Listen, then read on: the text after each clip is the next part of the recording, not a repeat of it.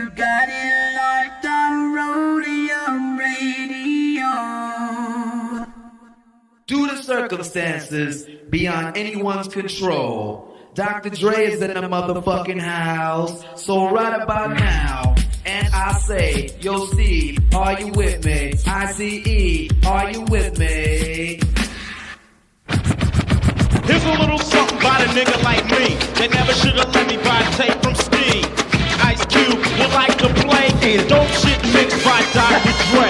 Since I was a youth, I like COMPTON. Now I like the motherfucking Roadium. Buying a tape for two, that's what the hell I do. You don't like Tony A? Well, fuck you, this is a game, and I'm in it. Ice Cube will fuck you up in a minute with a right, left, right, making you sick. And then you see Tony A is on the mix.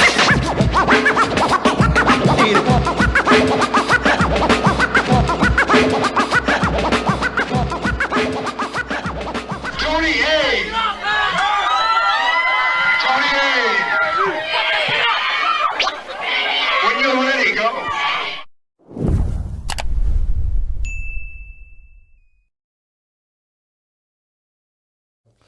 Welcome back, everyone, to Roadium Radio episode 222. I hope and pray that everybody had a blessed new year.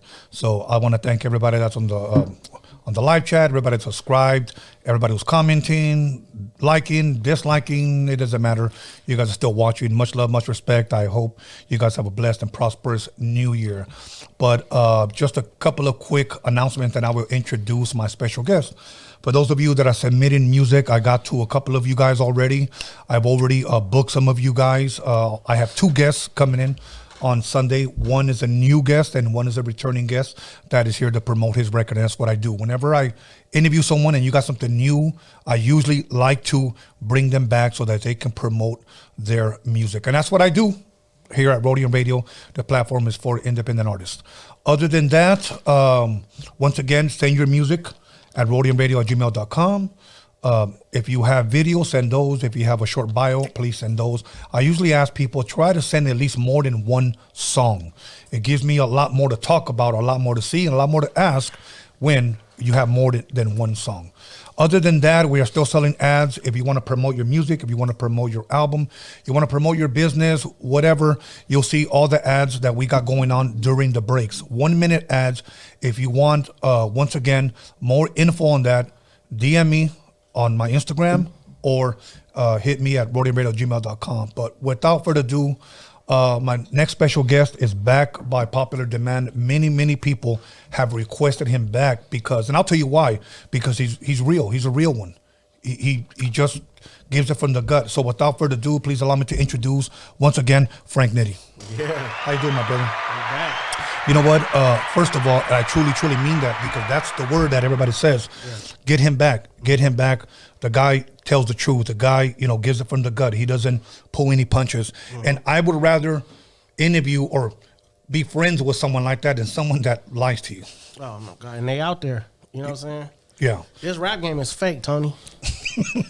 let's keep it all the way 100. I'ma just say it like that because I mean it. I have the experience to say it. You know what I'm saying? There's a lot of people that can't speak the shit we speak. You know what I mean? And we just got to clean it up. We got to clean it up. Either with the podcast, you know what I'm saying? We need to do a big meeting, man. There's just so much shit going on right now as far as the black and brown, homie. I think that things are going left when they should be going right.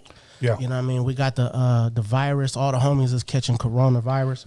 Yeah. Matter of fact, before I came up here, I was talking to Baldacci. So prayers up to Baldacci. He's in the hospital. Yes. He got COVID. And we just had a long conversation. I might even go there after this. Okay. You know what I mean? Let us keep Baldacci in our prayers. Please. And first of all, let me share this with you. This is episode 222, okay? That's 222. Right. The last time you were here was 113. Yeah. 113. Yeah. 109 episodes ago. Mm-hmm. So it was time that you came back. Yeah. So before we actually get into it and start sharing what people want to hear, because I know a lot of people are out there nervous of what you might say, and people are excited of what you might say. All depends on what side of the fence you're on. But the holidays, how did you spend your Thanksgiving, man? Let's start there. With the family, of course, on Christmas. But before that, we did every year I give back to the community. So, you know, we gave back what Thanksgiving. Let's start from there. We gave 1,000 turkeys away. That's awesome. On Thanksgiving, you know what I'm saying? And then for Christmas, we Music Changed Lives, which is a nonprofit organization, one of the homies, and we came together and gave like 1,000-something toys away to the kids. That's awesome. So I did that, and then, you know, usually I would feed the homeless on Christmas morning, but it was raining, so we just stayed with the family. You know what I mean? Plus the corona thing, man, it's just, I'm trying to be real safe because my little son Unity, so. Yeah, okay. And Christmas, I mean, other than you giving back to the community, did you spoil your son? Do you give away a lot of gifts, or do you get a lot of gifts? It goes both ways, because, you know, I got 2 stepdaughters that I love dearly. They spoil me, you know what I'm saying? I'm spoiled. I'm spoiled at home. Yes. And I like to spoil too. But, you know, this year was more about the kids. Okay. You know, it was more about the kids. You know what's funny? And it's cool. I don't have a problem with this, but I've always give, and I never get Nathan. Oh. I'll be like, okay, at least a pair of shoelaces, you know? Yeah. You know, I don't even get that, but, you know, it's all good. Yeah. But I really love the holidays, especially now that my grandbabies are staying with me. I showed you my grandbaby room where they just play. And so, yeah, man, I got 3 grandbabies. I got 2 boys and 1 girl. My first are twins. I'm a grandfather now.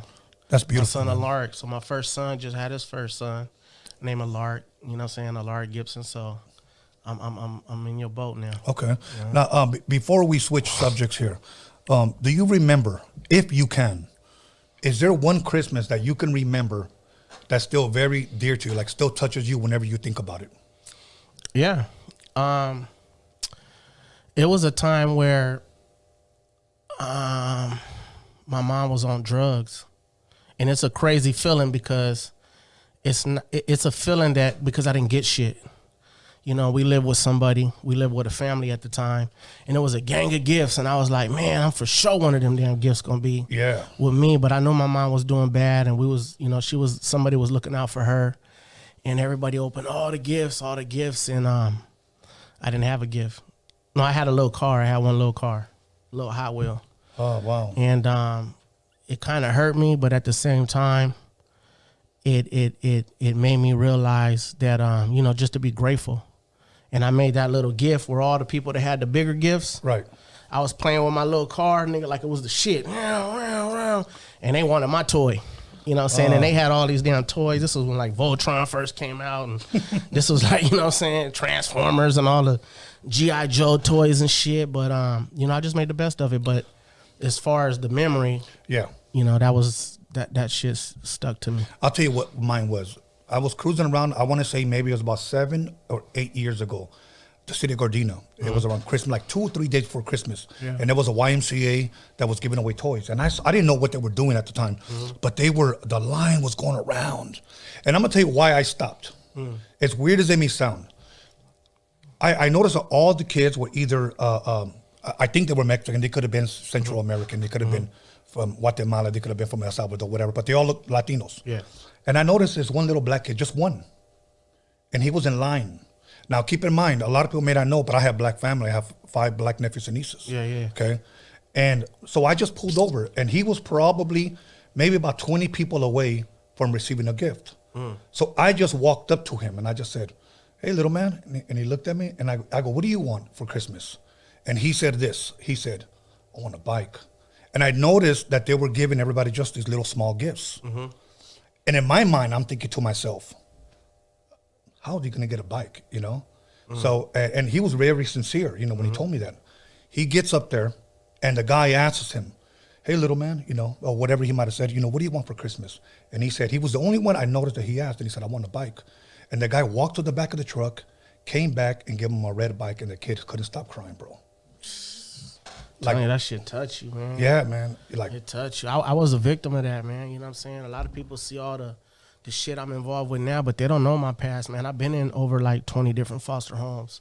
You know what I'm saying? I was a foster home kid. You know what I'm saying? I was really in the trenches, really living in a car with my mom.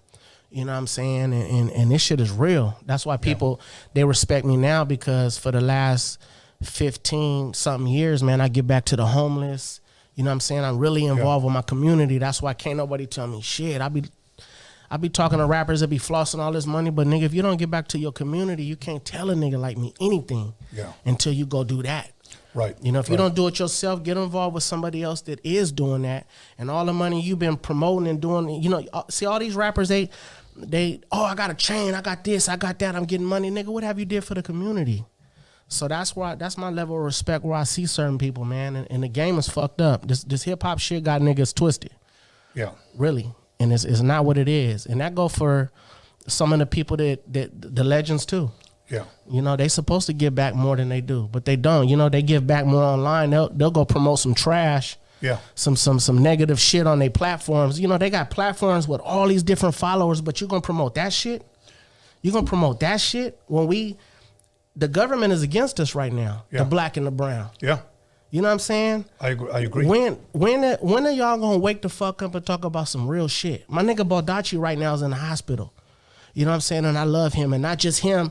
I done had a gang of motherfuckers that's dying off this shit. This shit is real and nobody's talking about it. Right, right. You got a big ass following. And I go for Raza homies. And I go for the black homies.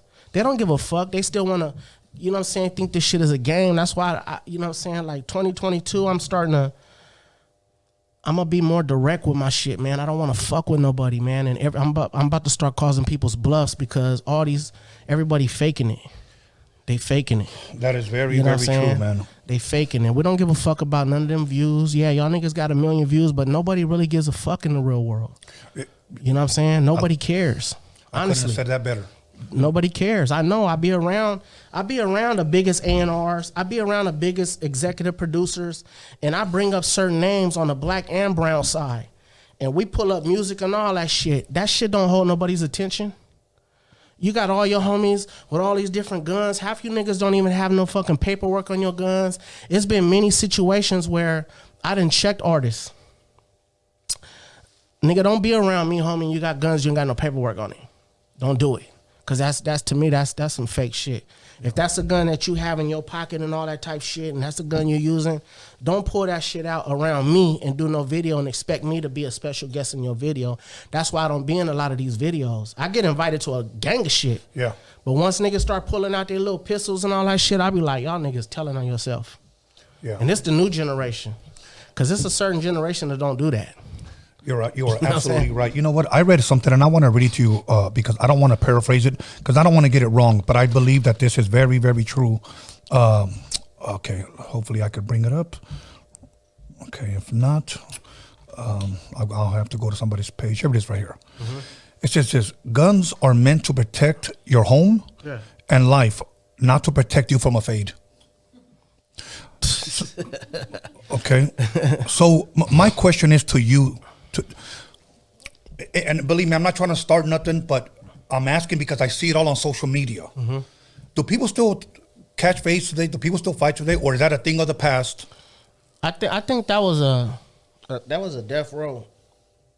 That was a death row era, a 90s era. These little young niggas now, and I'm gonna speak on it because I know. I shake a lot of people's hands. When I shake their hands, I like to feel their grip. Mm-hmm. Because when I'm shaking a person's hand, I can feel where they soul at. If they really, I can feel it in their hands. Yes. Your handshake means everything. You know what I'm saying? And a lot of hands I've been shaking nowadays, soft. Like I don't even, and then they be the toughest artists. They be rapping about the hardest shit. Yeah. You know what I'm saying? Yeah. I don't believe it. I believe people scared. You know what I'm saying? So that's why a lot of niggas getting murdered. All these little young homies, they getting murdered. I was there when Draco passed away. I was behind the scenes, sat back and watched the whole shit. I sat back. Niggas, you know, they using knives and guns and all that shit, man. That's coward shit. You know what I'm saying? Yeah. Draco died fighting for his life. He died fighting for his life. Niggas is not catching phase no more. They're scared of it. They don't have no heart. Whether you, like me, you know what I'm saying? And it go back to this history, homie. And you know what I mean? I've been representing Raza. You know, I've been posting lately on my Instagram. Nigga, I got some old school pictures when the black and brown was not popular like it is now. Right, right. I'm talking about like, I had to go through niggas' hoods and catch phase. I got scars on my knuckles from catching phase, from representing my Raza homies. And that's what people don't know about Franknitty. That's why people love me to death. Like my Raza homies, they love me to death because I stood up for them so much in the 90s that it's like they know. Right. Catching phase I had to do it. Yeah, you had to do it. I'm black and Mexican. Yes. And if I'm helping my brown coming to this, even with the WAC 100 shit, what he did with, you know what I'm saying, how he's saying it. I don't even know why niggas is even in Clubhouse anyways trying to talk to a nigga this with politics. Right. Keep your ass up out of that mix because that shit don't belong to you. Now, when you go in there and know what you're talking about, because if you don't know what you're talking about, you're going to make this culture not look like it's supposed to be looked at. And all my Raza homies and all the OGs that I talk to and then hit me up about this situation, they super organized with what they doing. They don't even understand what the fuck's going on. Like, all that shit is clown shit. Right. You feel what I'm saying? Yeah. It's clown shit. So this Clubhouse thing, that's a podcast? Honestly, I don't fuck with it, but you know, I get a lot of messages from it. It's like it's an app where if you have an Apple iPhone, it's like the old school chat house. Oh, everybody can go in there and talk, and they got all these little weird ass conversations and shit. You know what I'm saying? And people starting to get addicted to it because maybe, I don't know, it might be, maybe it's the most attention they ever got. You know what I'm saying? So, you know what I'm saying? Oh, yeah. Well, you know what? I'm glad you're speaking the truth on it. But I just, you know what I mean? A lot of people been hitting me about even the WAC 100 shit. And what he said, he don't fuck with Southsiders and he'll never sign one. Okay. He's into politics. He's a Pyru. Right. And I don't understand why people mad at that, because he let it be known what it is. Right. You know what I'm saying? I'm not gonna go into a chat room with a gang of KKKs and ask them, hey, you know what I'm saying? I'm not finna do that. Yeah. Would you sign Franknitty? Yeah. Hey man, I got a little, you know what I'm saying? I got a little black artist, man. You ain't gonna sign. You gotta know your politics. See, in this hip hop shit, everybody got this shit fucked up. Do your research on who's who, not just the artists.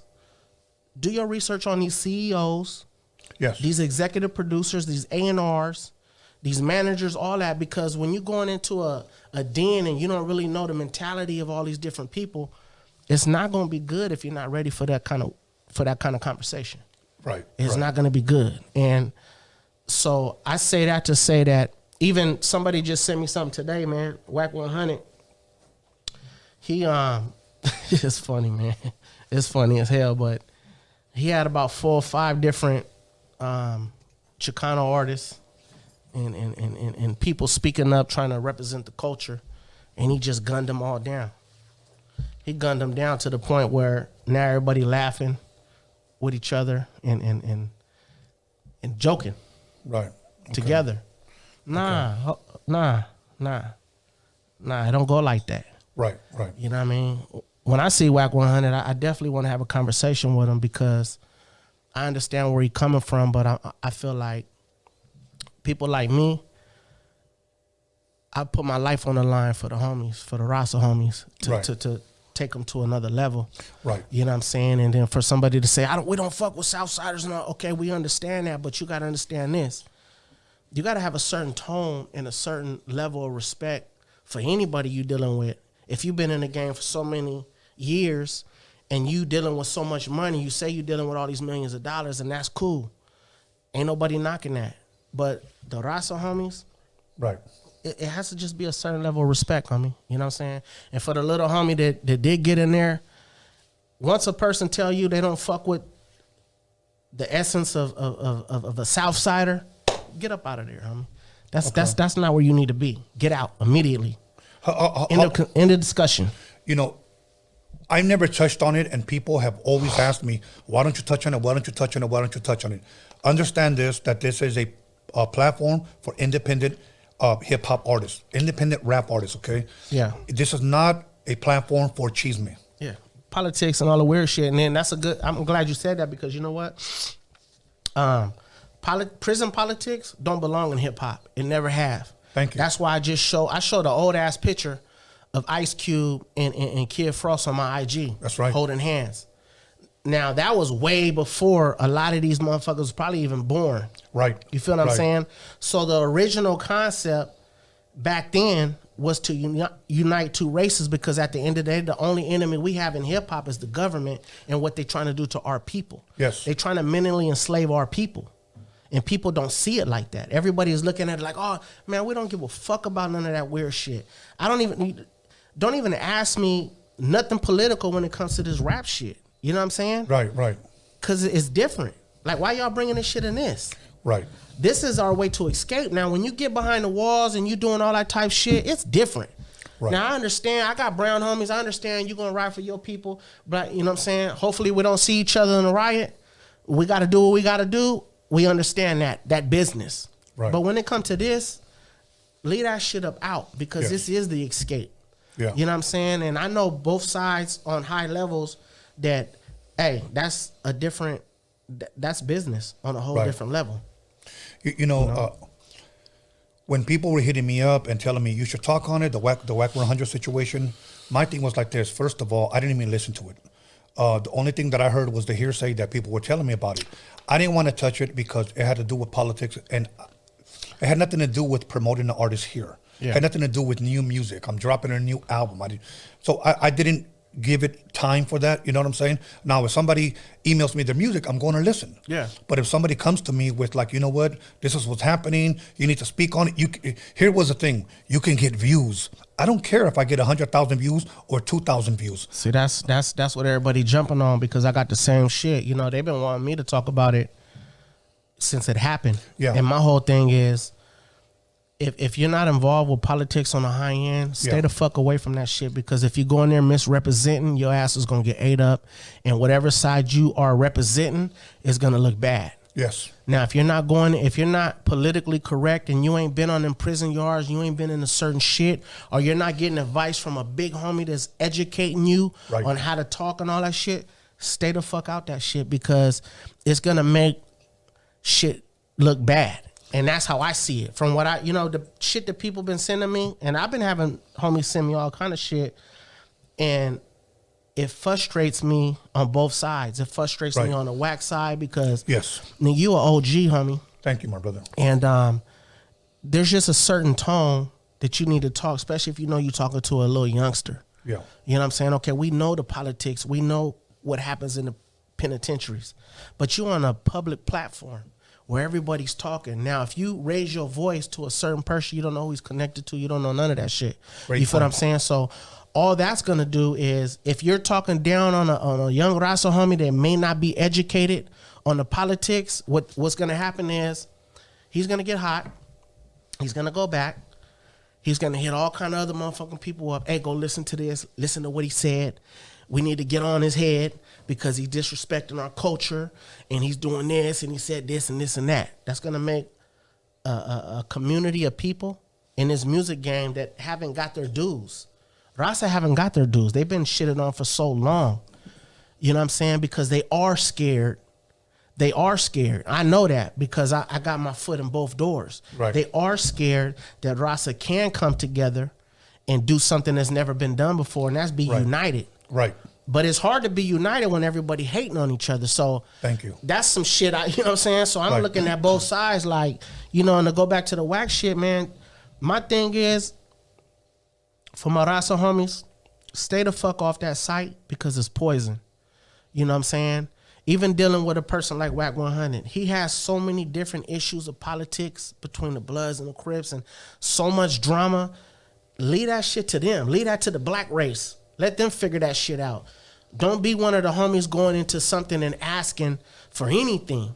Because at the end of the day, he talks so much politics, but he's still doing interviews with rats and doing business with well-known rats like 6ix9ine. Yeah. So if you want to get politically correct, it's like how you know what I'm saying? You want to do a business with a nigga that's fucking with a well-known rat. How's that going to make you look? And what hood do you represent? Because how's that going to make that look? You feel what I'm saying? So I agree with you, yeah. Politics is real. It's a real touchy subject, homie. And I just advise people that if you're not on that level, stay the fuck away from it because it can make you look bad. Literally. Yeah, and that's why, you know what, when people were sending me stuff, I stayed away from it. I didn't pay no mind. And at the same time, if it is negativity, don't allow that in. You know, don't allow that in, because for many people that have left the door open to negativity, eventually it'll corrupt you. It will. You know, so motherfuckers will wake up every day jumping on Clubhouse just to see what niggas are saying. That's you're getting corrupted already. yeah, You know what I'm saying? You trying to figure out who you can call to come in and team up with you to go against this force. And then when you go against this force, all you motherfuckers end up looking stupid because your mentality wasn't ready for this kind of verbal battle with the negative, however it is. I look at it as negative side, because anything on that level, it's not right. You either positive or you ain't. You either saying good shit or you ain't. It's words you could use. It's like they say, like words is like a sword, nigga. You niggas don't need a pistol. right. If you know how to talk. Yes. Now you could talk before a nigga use the pistol, but bro, the most powerful thing in the world is your mouth. Yes. And how to use the syllables. That's why I respect hip hop, because hip hop is about using words. Yes. You know what I'm saying? And spelling. Yeah. Spell is a spell. You put people in spells because you're spelling things, and you know what I'm saying? Right, and right. if you're choosing to use all this negative shit, of course that's going to come back on you. I read this quote many years ago, and it said, life and death is in the power of the tongue. Of course. Okay, with the tongue, with your mouth, Yeah. you can either lift somebody up and Yeah. take them to the next level, Yeah. encourage them, motivate them. Of course. Or you can tear them down. Of course. Like Rakim, right? Yeah. You ever heard him cuss? No, you're absolutely right. And his philosophy in hip hop is, why should I have to when there's a book about this big full of words? So why should I use anything negative on the negative side when I could use different words? I don't have to say bitch. I could say harlot. Right. I don't have to say a buster. I could say a mark, or I could, you know what I'm saying? It's Right. just, you gotta know the power of words. And I like that you brought that up, because that's one of my favorite rappers. Yeah. And the second one is, and this is by no order, KRS-One. I could probably count on one hand how many times he's said, you know, remember when fuck school on Love's Gonna Get You. Yeah, love's gonna get you. Yeah. You know. See, KRS-One, I respect KRS-One, homie, and I've chilled and rocked out with him many times on stage. He knows the philosophy. He knows the history of how all this shit started. Yes. So that's how he raps. Yeah. Now you get these little youngsters, homie, they don't know the history. Like for instance, on the Raza side, if the Raza knew the history of how they even started involving with dealing with some of these big black rappers, Yeah. they wouldn't go to nobody negative, like a whack 100, to do anything, because they have a person named Franknitty that's already been putting his life on the line for this shit, and they would go to him. Because I tell homies, there's nobody that whack knows that I don't know. Okay. You feel what I'm saying? Straight up. So why are we even jumping into a conversation with somebody who gives a fuck about you? Period. Right. And I've proven what I did. I've did all the features for COMPTON. I did Too Short, Snoop Dogg, Nate Dogg. I can go on and on. What I did for him, for Criminal. Damn near 90% of the Chicano rappers with the big features I put together. And that's why I'm glad you're here, because a lot of people, at least in my opinion, have never given you that credit. I've never heard it. Yeah, and that's why I'm starting to do more shows in 2022 and doing my documentary and things like that, because I feel like when you guys are on these platforms and on these radios, you're not finna hear my name. You're not finna hear Franknitty. Right. But people are not gonna tell you all the fights I got into for these people. You know what I'm saying? When I was doing these features, and I'm gonna keep it real, the features with Mr. Capone, Mr. D, Down, all these different Chicano rappers, the homies didn't want to do songs with them. Right. Talking about black artists. Yeah. Okay. Snoop, you know what I'm saying? They didn't want to do songs with him at first. You know what I'm saying? That had to been politicked in. Mm-hmm. And the first person to really do it all was Down from La Colonia. That was my first Chicano rapper. Okay. Now, if you go back and listen to his album was called California Cowboys. Mm-hmm. That was the first Chicano rap album that had over 15 features on it. You were telling me, yes. You know, and at that time, nobody's ever heard of no shit like that. They never known that it could be possible. So when they found out it's this dude named Franknitty behind this guy Down, just hooking up all these features, then that's when everybody started hitting me up. You feel what I'm saying? And dope. people was fucking with me because at the time Snoop Dogg was charging $100,000 to do a feature. But if you went through Franknitty, because he's half Mexican, you know what I'm saying? And I really love my Raza homies, and I was trying to pull them in this door. No matter if they was whack or not, I was still on the front line fighting for them. Like, hey, homie, woo. And they don't even know half the shit I said. And I'm not going to tell that till I put my DVD out. And I'm going to tell people word for word in my DVD exactly what went on before you even got your feature. Right. See, and people like you, I truly believe, need to be recognized, and I'll tell you why. You're half black, half Mexican. Mm-hmm. I interviewed a man here by the name of Murray Brunfield. Mm-hmm. And in the 90s, early 90s, he had the first Chicano rap label, Familia Records. And he was a black man. The first Chicano rap label. And Familia Records, you know. So we need to honestly be thankful for people like you who, if you will, are that bridge. Mm-hmm. You know what I'm saying? To people who may not want to talk or deal or record with us, period. You know. Facts. But here's what we're going to do. We're going to take a 10-minute break. We're going to come right back. Yeah. And then we're going to finish it right where we left off because I have a lot of questions I want to ask you. And I got a lot of shit I want to talk. So y'all make sure y'all tap in. We finna get it in. Me and Tony about to have this little square off, nigga, in this song. Hell yeah. Once again, call somebody, text somebody, slap the shit out of somebody, and let them know that Franknitty's in the motherfucking building. Yeah, right. And we'll be back. Hey, how you doing? This is me, Little Easy E, Eric Wright. And a lot of you know me, know I like to smile. And to thank for my beautiful smile, I want to thank Occidental. That's Occidental in Hollywood. So check this out. For all your dental needs, be sure to come to them because they'll be there to take care of you. That's Occidental in Hollywood. Check them out.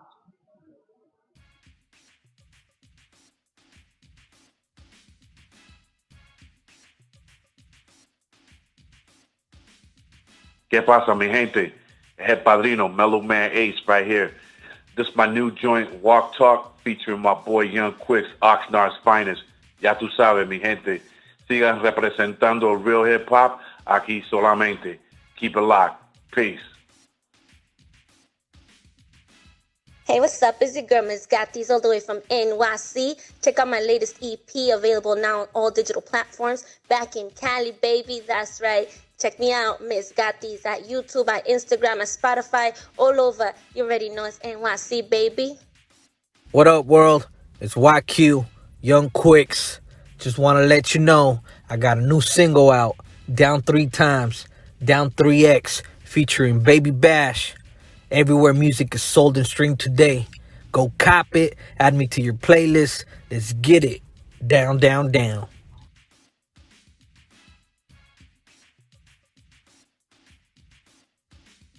Since 2006, Delta 9 THC has been supplying the Los Angeles Harbor area with premium quality cannabis products for both medical and recreational users. Delta 9 is located in Wilmington, California, next to the Port of Los Angeles, just a short drive from Long Beach and South Bay cities. Home to the Pistol Peaks brand, you can expect premium indoor cannabis flower that is locally grown, lab tested, and safe for your consumption. Our highly trained team of cultivators ensures we rotate only the best award-winning genetics in every jar, including our top-selling ET-OG. Here at Delta 9, you can find your favorite industry-leading cannabis brands and a wide selection of cannabis products ranging from cannabis flower, vape pens, edibles, concentrates, topical and tinctures, and more. Come visit us in the city of Wilmington at 824 East Anaheim Street. Mention Tony A and get 3/8 of our Pistol Peaks flower for $100. That's 3 exotic eighths for $100 with tax included. You can't miss. Come to Delta 9 today.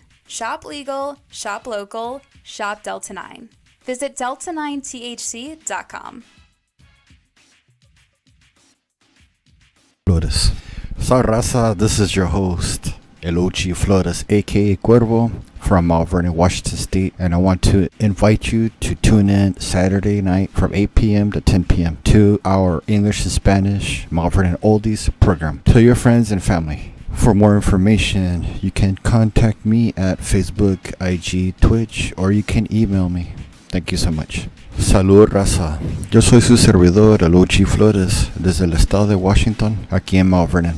Y los quiero invitar a escuchar Sábado de Oldies, de 8 p.m. a 10 p.m. Para más información, me pueden mandar un mensaje por el Facebook, Instagram, Twitch, o me pueden mandar un correo electrónico. Muchas gracias y ahí estamos. And so this next question I have for you is, which are your favorite oldie singers? Wow. Say the two, or should I say even the three that come to mind. Yes. And these aren't in no order.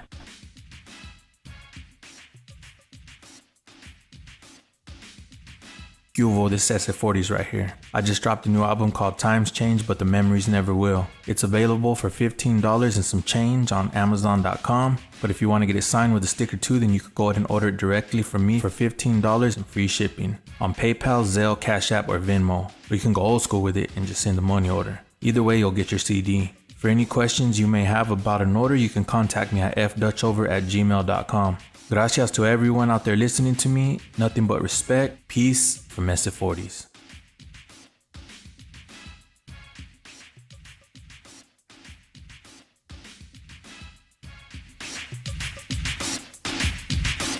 You'll call somebody, text somebody, slap the shit out of somebody. Let them know that Roadium Radio is live up in this BOO-YAA.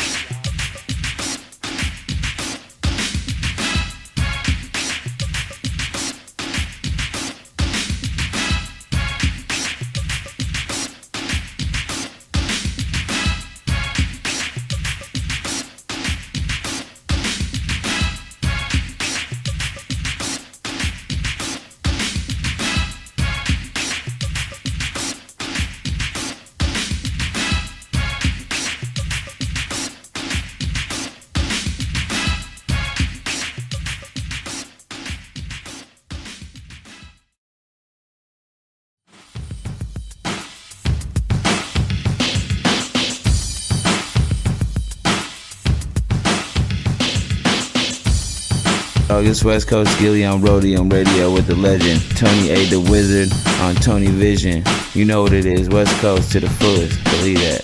What's up, everybody? This is Stefan Ori. You're listening to Roadium Radio with Tony A. the Wizard.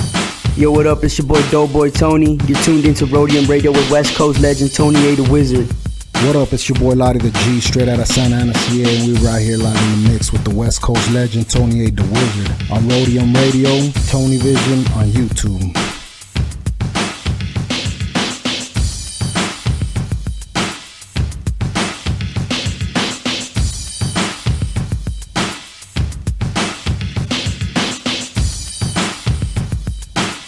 Yo, what's up, world? This is Cool 187, above the law in the building.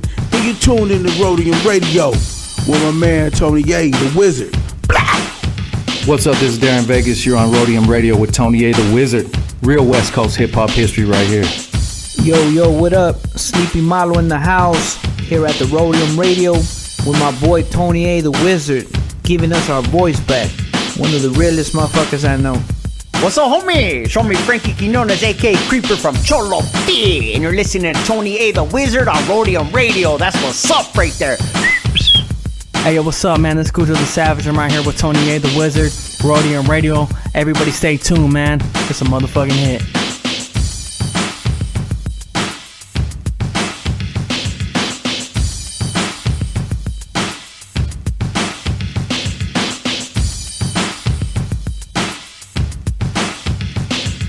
Yo, shout out to Roadium Radio, Tony A. the Wizard, your boy Pablo Nunez right here in the studio. Be about it, people. ¿Qué onda, muchacho? Ahí viene este miro. Kimo the Blaxican and Negrito de los Angelitos, and you're checking out that Roadium Radio with Tony A. the Wizard. Yo, Raza, this is Wicked from the Brown Side here on Roadium Radio with Tony A. the Wizard. You know. What up, it's your homeboy Infinite TGM, chilling with Tony A. the Wizard on Roadium Radio. Make sure you guys go check that out.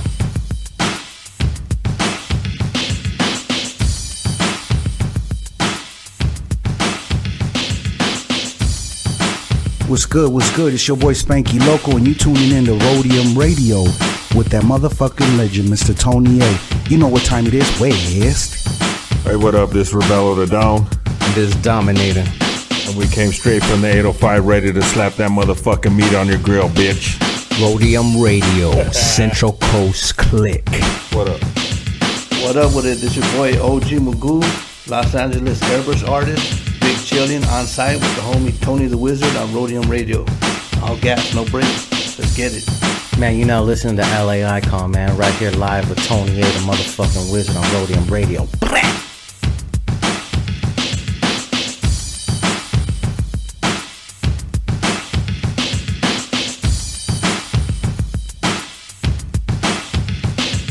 What's up, what's up? This is A.DA, the Spanish Fly, with that reintroduction right here on Roadium Radio with my boy, the wizard, Tony A.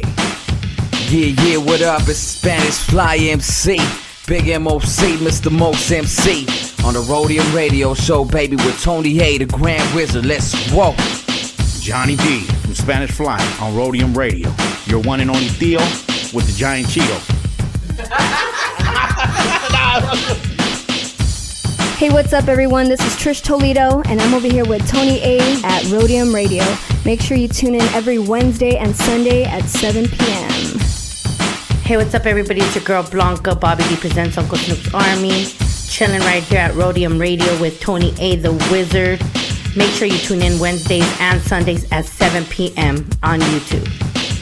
What up, West Coast and all hip-hop fans? This is your girl, Violet Brown, and I'm here with Tony A, the Wizard. Yo, this is Daniel Jones, the D to the motherfucking G Media Clips. Here with your boy, Tony A, the Wizard on the Roadium Radio Show. Check 1 2 1 2.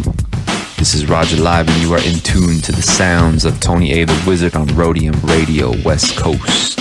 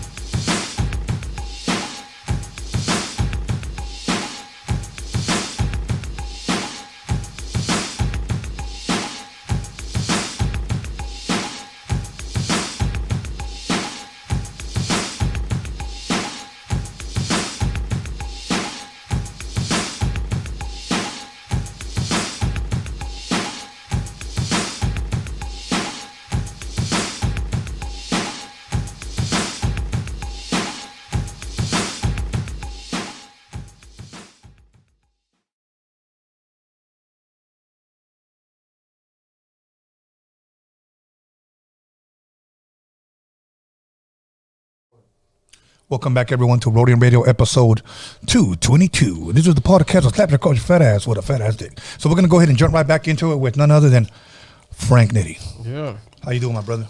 Shit, loving it. Before we get into Young Gritty, Mhm. because we got a special announcement today, is a very special day for him. Yeah, oh yeah. Okay. mhm. So, but we'll get to that. There was a couple of things that I wanted to bring up that, and I don't want to beat a dead horse, because a lot of these subjects are old, Mhm. but there's a foundation I want to lay for us to get into what I really want to talk about. Okay. 2019, there was a song by YG, and it was called Go Loco. Go Loco. A lot of Raza thought that he was using our culture to try to get over on our people, on Raza, and they felt disrespected. Others didn't think that it was disrespectful. Mhm. I get it. Look, I don't have anything personally against YG, but I will say that I just didn't like that song. Okay. Where did you being half black, half Mexican? I think this is an interesting question to ask you. Yeah. What was your stand on that? Did you think it was disrespectful, or were you just like, not really? Let me tell Raza this. Y'all the motherfucking shit. Period. Raza's a shit. The culture of Raza's a shit. Yes. You know what I'm saying? Everything about Raza's a shit, from buying tickets to getting these motherfuckers paid, merch to merch, all that shit. Yeah. Your culture's the shit. So why are you mad because another culture is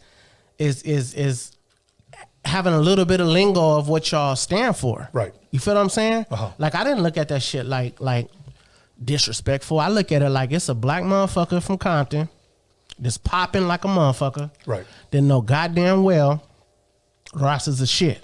Okay. And you know, when you in this game of business, marketing and all that type shit, you know, you got to sit at the drawing board and be like, oh, I'm going to do this, and all these people going to be this, and they're going to get on this if I do this and that. Right. And that's just how it is. Okay. And you got to look at it like that.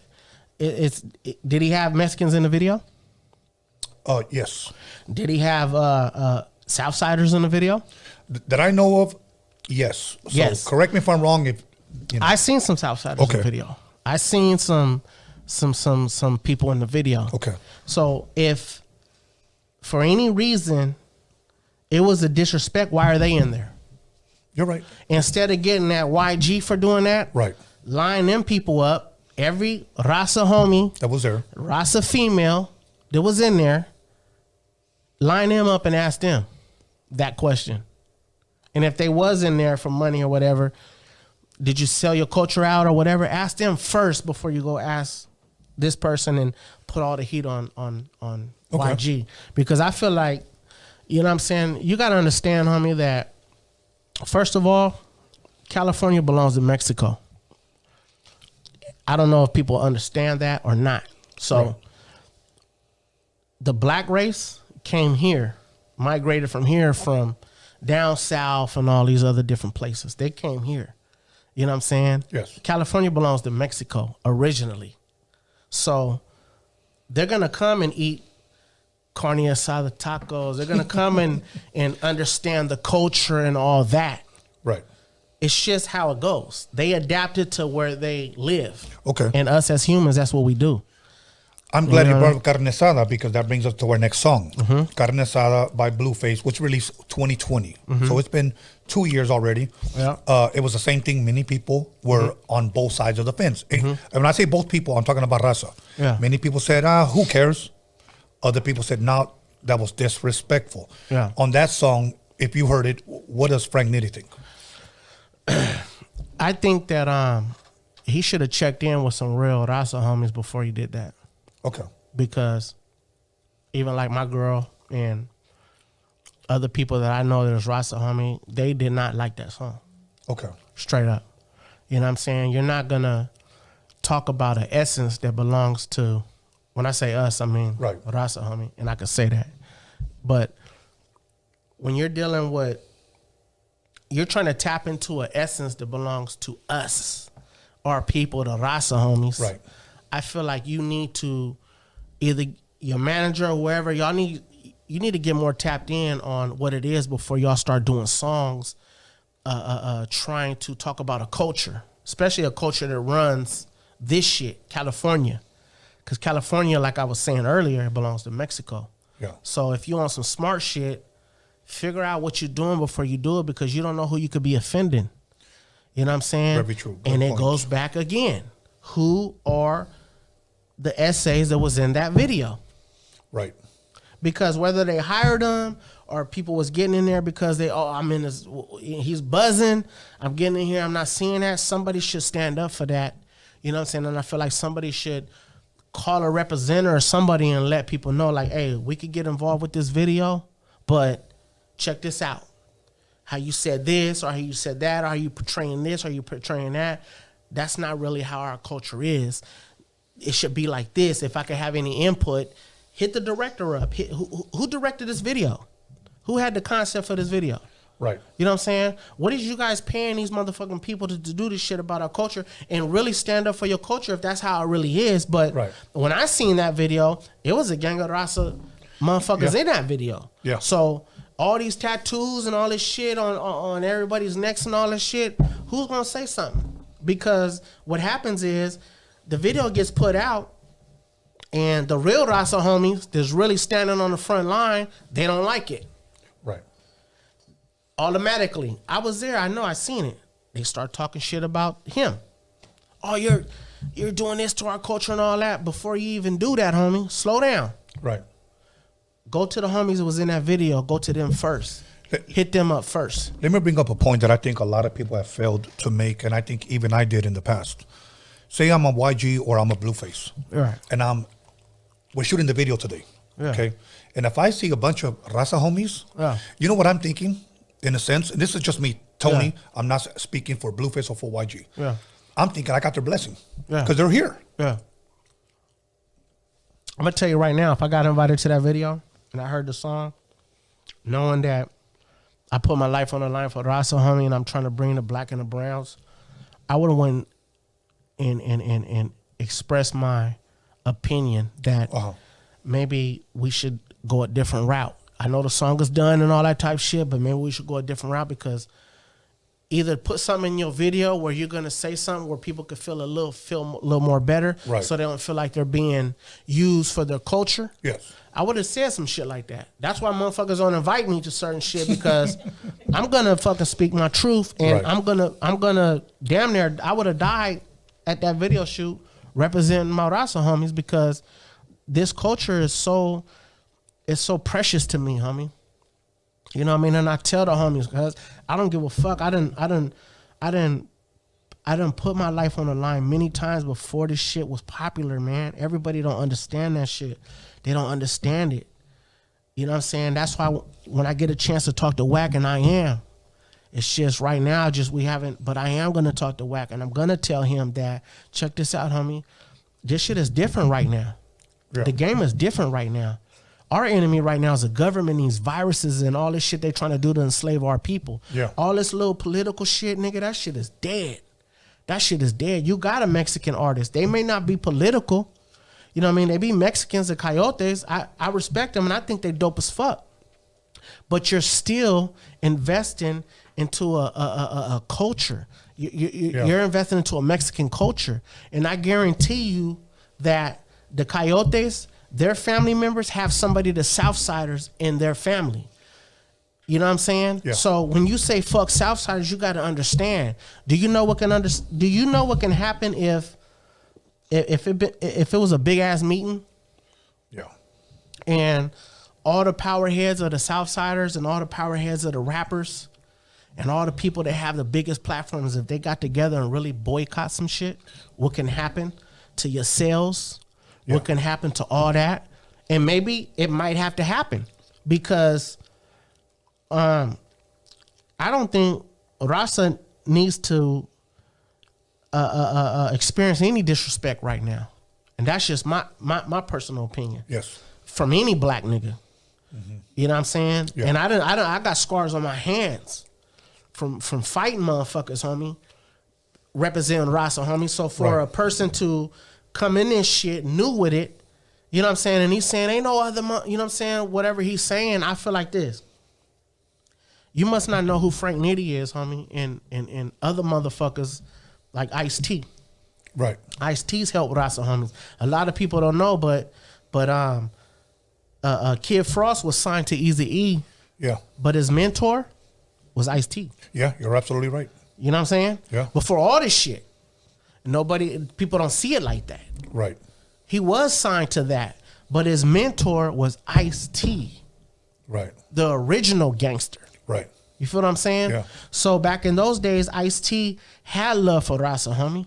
You know what I'm saying? And in the different communities and how the media portray shit, they're trying to wipe us out so we can't be connected. But we have to be stronger now than ever before, because you know what? They got a plan for us. The computer chip is coming. Yeah. The computer chip is coming. Absolutely. They have robots that's about to take place of humans. And you niggas want to be on a Clubhouse and talk about this ignorant shit. That's why after today, you know what I'm saying, people send me some new shit today. And I don't know if I have to call a meeting myself, and it's something I ain't never did, but I might have to. I'm finna cause niggas bluffs on the Raza side. I love my niggas. We'll deal with that another time. I'm talking about my Raza homies. Right. I might have to call a meeting and handpick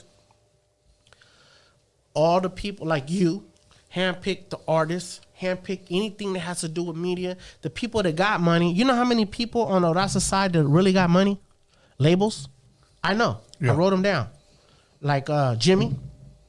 Urban Kings Jimmy? No, not that Jimmy. Jimmy from... Jimmy Humilde? Him. Okay. Right? So one of the big homies told me about him. All these different people that really represent Raza, homie, if we come together and do some real shit. Yeah. That's what we need. We need the Tony A's. We need all these different the American Cholo. I think I've been tapping into him. All these different places. Right.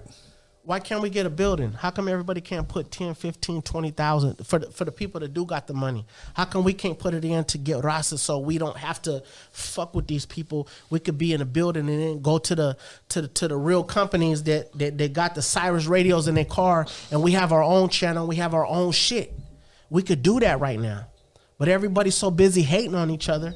It's funny to me. Yeah. It's funny to me. It's fake.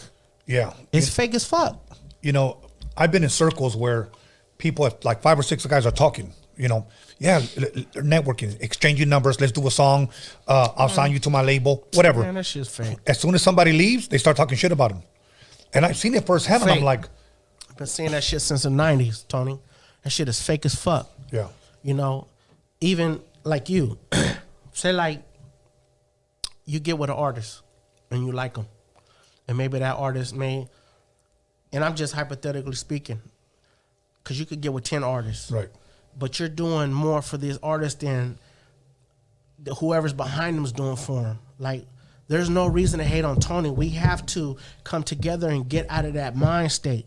You know what I'm saying? Same goes with Franknitty. Because I got an artist, Young Gritty. That's my heart. That's my soul. Yes. You know what I'm saying? And it's funny as hell because a lot of the Chicano rappers that I've helped blow up, they will never comment on his shit. They would never like his shit. They seen us at Dr. Dre's. There's never been a Chicano rapper ever at Dr. Dre's. Ever. Since I've been doing this shit. Chilling in the studio. And you guys see the footage. But you got too much fucking pride to go in there and say, hey, little homie, I see what you're doing. I'm proud of you, homie. Spencer, this and this and that. Because you niggas got too much fucking pride. Yeah. And that's your fucking problem. And that's the reason why Raza's not going to go to that next level. Because you got so many fucking dope artists. And you motherfuckers is too prideful because you want all the fucking, the attention to go to you. You might be outdated. Maybe you're outdated. Maybe people don't give a fuck about you. You're trying to keep a culture alive. Nobody gives a fuck about that shit no more. Yeah. Get with some real shit.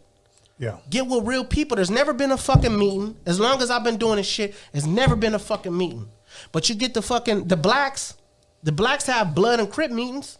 They come to fucking together. I done been there. Yeah. I done been there. Snoop have meetings. But like, we're gonna bring the bloods and Crip. What's up with Raza, homie? And Raza's supposed, bro, that's the shit that pissed me off. And that's the reason why motherfuckers hit me up in my fucking DMs. I'm talking about since I posted I was going to be on your shit. Yeah. I'm going to tell you right now, this is real shit. I want people to see this shit. And I don't give a fuck because I'm Franknitty and I'm finna back up what I say and ain't nobody finna say shit. I got 1,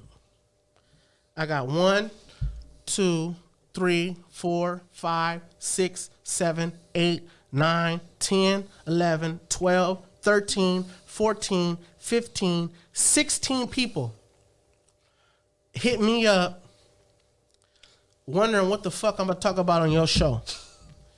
And out of the 16 people, 10 of them people I've helped get in the game. That's never, ever, ever supported my little homie. That's 100% Mexican. And you know what? And I know this is not your style, and you're not one to go ahead and throw out names, you know? I could go names. I don't give a fuck. At this point, I don't care. But here's my thing. My whole thing is that they will tell you pretty much what are you going to talk about. Almost like, from what I understand, what are you doing over there? Or, please don't speak on me. Both. Okay. Because people, I'm gonna say something right now. So, whoever's reading this is what it is, homie. This real shit on Franknitty, homie. You got an issue, we could line it up. So check this out.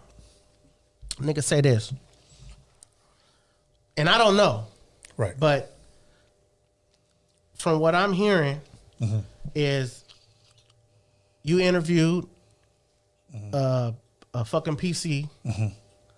That's I heard the same thing. Hold on. I'm telling you, just keeping it real. Nitty, you real.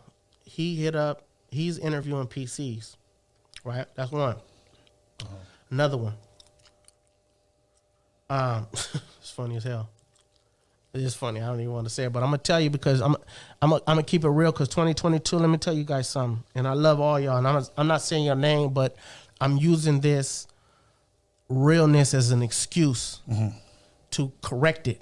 Right. Because first of all, the people that's asking me questions, you guys are not even in the catalog to tell me, Franknitty, what to do. Right. Because I'm not involved with your politics at all. Right. You know what I'm saying? So whatever political shit you have, yes, deal with that shit how you deal with it. But I could do what the fuck I want to do. I done fought more than you. I done gave back to the community more than you. And until you can do that, I'll listen to you. But if you can't do more than what I'm doing, I'm not finna listen to you. You know what I'm saying? So that's just where it is. Motherfuckers want me to, they want to ask me, you know what I'm saying, what I'm doing here. And my question is, like I said, I'm Franknitty. I could do what the fuck I want to do. Tony A, I feel like he's truthful in so many different ways, and what he's gonna ask me has nothing to do with anybody else. It has something to do with me. It has something to do with my politics and how I represent myself, and that's how we're gonna stand it. So, if anybody has any issue from here on out, I'm not hard to find. My number's been the same for 21 years. I've been having the same number for 21 years. I remember you told me that. Yeah. 21 years, and I'm not afraid to catch no fade with nobody. So. Stop with all the bullshit, you know what I'm saying? And I'm not finna call out names because it's not my style to do that shit unless a nigga really want it like that. But I'm gonna say that for my podcast. You know what, Frank? And this is not to start up anything, but let me just bring up something. It's funny because I guarantee you that all of those people that DM'd you or text you or whatever, they're all watching. I know they are. They're all watching. Yeah. And then the second part is this. I usually go everywhere by myself. I usually, if I don't go out by myself, I'll be with my son. Yeah. Everywhere I've always gone, it's always been all love, man. Yeah. It's always been all love. But, you know, there's something that you brought up, the hate amongst our people. And the reason why I say that is because this podcast started off pure and organic. I leave the politics out of it. And I was told that by my homies from here, okay? Yeah, of course. Leave all that out. Just talk music, Tony. Yeah. All good. No worries, okay? Yeah. So I don't blend those things in. So when people tell me that guy's no good, that guy's no good, you shouldn't interview this guy. This guy's this. This guy rolled it up. Bro, I don't go around, honestly, you know, and let me look him up, see. Oh, okay. You know, my thing is, they saying all that shit, call in, ask them. Nigga, interact, because that's what it's about. It's like, bro, you got to understand, like you said, I don't be knowing all this shit. You know what I'm saying? All you could do is ask. And if you think that that's what it is, right, roll it out. Nigga, you got a motherfucking number of people could call. Mm-hmm. Call up while the nigga's live. Right. Ask them. Ask them facts. If you think you got facts, ask, because half this shit that people hear is from the internet. So they don't, nigga, until you got actual paperwork and you can do it. If you have actual paperwork that this person did this or did that, how come you haven't exposed them? How come you haven't, why is he still existing online and all that shit? You feel what I'm saying? Right, so, of course. Man, miss me with that shit. This is a podcast, homie. You got to understand, homie, and I'm sure if motherfuckers say, and send you some DM and be like, look, this and this is what it is, you might look at it different. Mm-hmm. You might go a different approach. Right. And that's just natural. Right. Same with me. If I'm hanging with somebody, homie, if somebody show me some kind of paperwork, I'm not finna fuck with you because I deal with the streets. Of course. You know what I'm saying? Now, there's people that I don't know if I should say the names or should I wait for my podcast, but just wait for your there's people, you know what I'm saying? There's people that say, hey, Nitty, blah, blah, blah, blah, blah, blah, blah. And this person's a PC or he's this and this and this and that. Until I see paperwork, homie, man, I don't want to hear about none of that shit. And I'm with you. And I don't want to hear about none of that shit. And you know what it is? It's one individual. And you know what? I don't have no issues with this person. As a matter of fact, and I probably shouldn't even say this. This individual, when I interviewed him, I didn't find out about the so-called rumor, because to me, if I don't see anything until after, it's a rumor. So he told me like this, that can I address what people are saying about me? Yeah. So I told him this. Do you think it's a smart move? Because all we're doing is talking about music. Yeah. I don't want to bring the politics. So his manager said, doesn't matter what you say. He said, people are already convinced. That's what he said. He goes, so you know what? Let's leave the politics out of it. Let's just stick to the music. And I have to respect that. There's been people that have told me, this guy's no good. But I'm going to say this, and then we'll change the channel. I have never seen any kind of proof. All we have is rumors. And I know it's dangerous to put a jacket on somebody with no proof. And I don't even want to talk about these politics anymore. So yeah, that's bullshit, man. I just leave that shit alone. I mean, you know, y'all deal with it how y'all deal with it. When it comes to this music shit, keep that shit out of it. This is hip hop. Exactly. Hip hop didn't come with a political application. You know what I'm saying? It didn't come with that. Right. Leave the shit alone. I mean, deal with it on your own terms, man, and keep that shit out. You know. Right. All good. You know what? Now, before we go to break, there was something I wanted to ask you. And this is somebody whose name is going to live on through Roadium Radio. And I would greatly appreciate it if you shared. And people always ask me to ask my guests. Ask him if he knew or if he ever met or does he have any stories about rest in peace Toker from the brown side.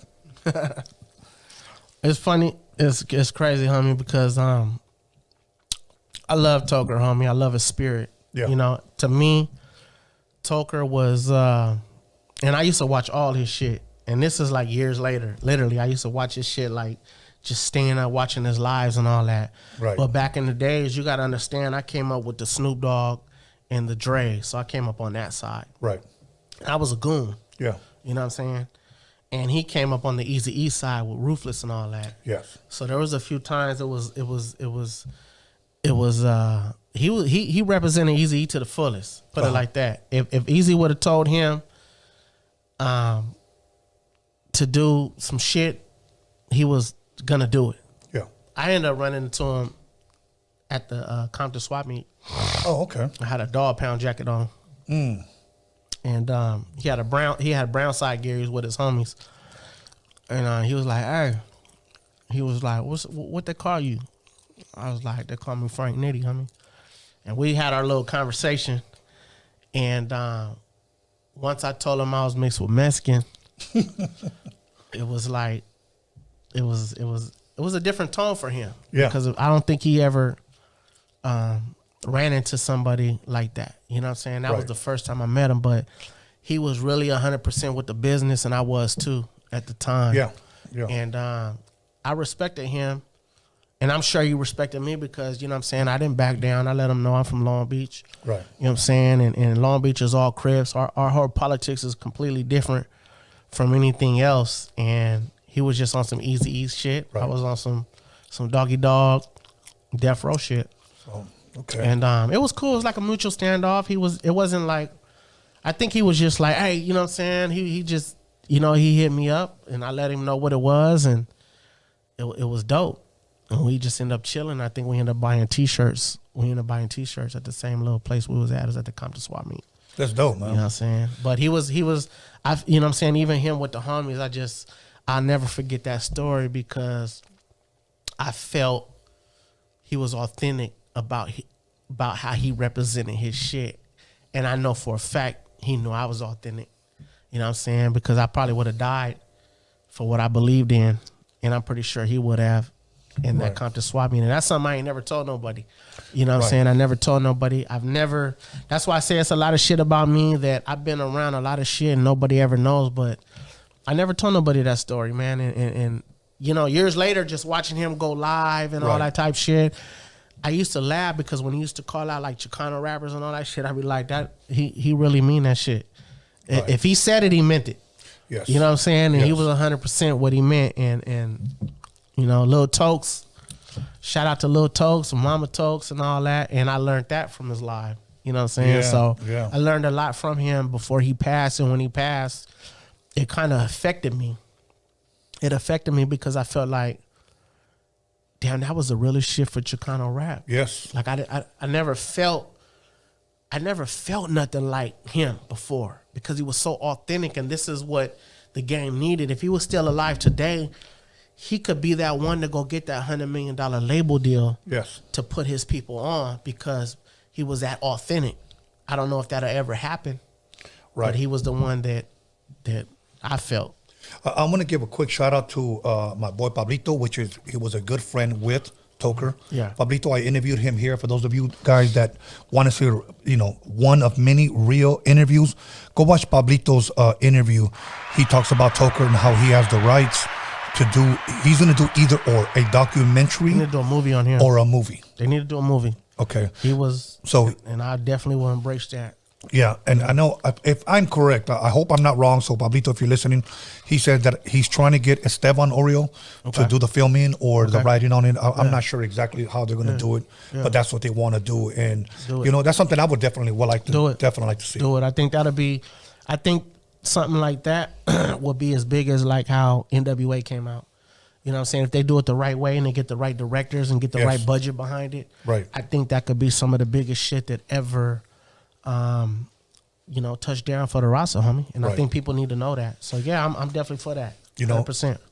I have a friend, and I like to call him a dear friend. His name's MC Pancho. He's from the city of San Pedro. I interviewed him here twice. Yeah. I just recently released a clip on him, and you guys can go see it. It's on our page, where he talks about the ungratefulness of Chicano rap, how he had budgets for many different artists. He helped put out their CDs because they just didn't have the money. For an example, it would be like you asking me, Tony, you have like $900. I'm trying to put out 1,000 CDs. So he helped in that manner. So I encourage you guys to go check that out. Yeah. I bring that up because he says that no one ever really gave him a shout out. Nobody ever really thanked him openly and publicly. I feel him. Yeah. I understand it. I say that. Yeah.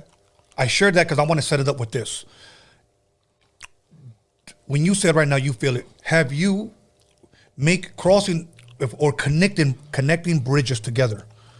Did you ever feel like, man, I helped, like you said, 90% of these guys, and not one time nobody's ever really spoke on my name or said if it wasn't for him? Oh my God, I'm gonna tell you like this. Let's go to a break, and that I'm gonna zone in on that. Okay. All right. So, all good. Yeah. Okay, everybody. That's gonna be deep. Yes. Y'all gonna want to stay tuned for that. So y'all tap in for that. Shit! You guys woke him up now. You guys woke him up. To wake me up. Yeah. God damn it. Okay, everybody. So once again, call somebody, text somebody, slap the shit out of somebody, let them know that Franknitty's a motherfucking building, and thank all you 12 whatever that DM'd them for watching. We'll see you guys in 10 minutes. Yeah. Hey, how you doing? It's me, Little Easy E, Eric, right? And a lot of you know me, know I like to smile. And to thank for my beautiful smile, I want to thank Occidental. That's Occidental in Hollywood. So check this out. For all your dental needs, be sure to come to them because they'll be there to take care of you. That's Occidental in Hollywood. Check them out.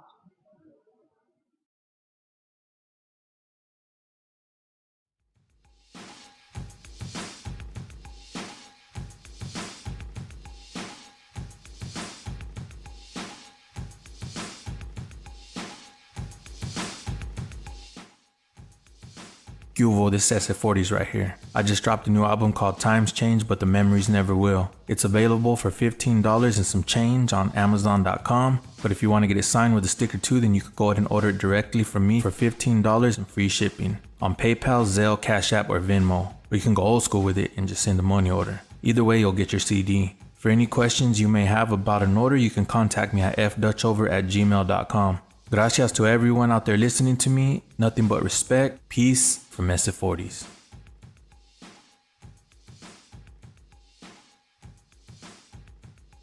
Elochi Flores.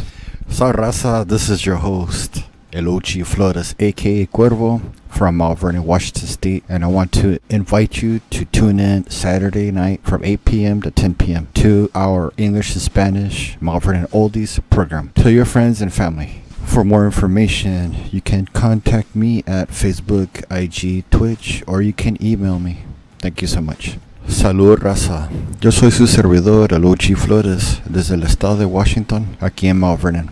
Y los quiero invitar a escuchar Sábado de Oldies, de 8 p.m. a 10 p.m. Para más información, me pueden mandar un mensaje por el Facebook, Instagram, Twitch, o me pueden mandar un correo electrónico. Muchas gracias, y ahí estamos. And so this next question I have for you is, which are your favorite oldie singers? Wow. Say the two, or should I say even the three that come to mind. Yes. And these aren't in no order. Since 2006, Delta 9 THC has been supplying the Los Angeles Harbor area with premium quality cannabis products for both medical and recreational users. Delta 9 is located in Wilmington, California, next to the Port of Los Angeles, just a short drive from Long Beach and South Bay cities. Home to the Pistol Peaks brand, you can expect premium indoor cannabis flower that is locally grown, lab tested, and safe for your consumption. Our highly trained team of cultivators ensures we rotate only the best award-winning genetics in every jar, including our top-selling ETOG. Here at Delta 9, you can find your favorite industry-leading cannabis brands and a wide selection of cannabis products ranging from cannabis flower, vape pens, edibles, concentrates, topical and tinctures, and more. Come visit us in the city of Wilmington at 824 East Anaheim Street. Mention Tony A and get 3/8 of our Pistol Peaks flower for $100. That's 3 exotic eighths for $100 with tax included. You can't miss. Come to Delta 9 today. Shop legal, shop local, shop Delta 9. Visit delta9thc.com. ¿Qué pasa, mi gente? Head Padrino, Mellow Man Ace right here. This is my new joint, Walk Talk, featuring my boy Young Quicks, Oxnard's finest. Ya tú sabes, mi gente. Sigan representando real hip hop aquí solamente. Keep it locked. Peace. Hey, what's up? It's your girl, Miss Gatties, all the way from NYC. Check out my latest EP, available now on all digital platforms. Back in Cali, baby, that's right. Check me out, Miss Gatties, at YouTube, at Instagram, at Spotify, all over. You already know it's NYC, baby. What up, world? It's YQ, Young Quicks. Just want to let you know I got a new single out, Down 3 Times, Down 3X, featuring Baby Bash. Everywhere music is sold and streamed today. Go cop it, add me to your playlist. Let's get it. Down, down, down.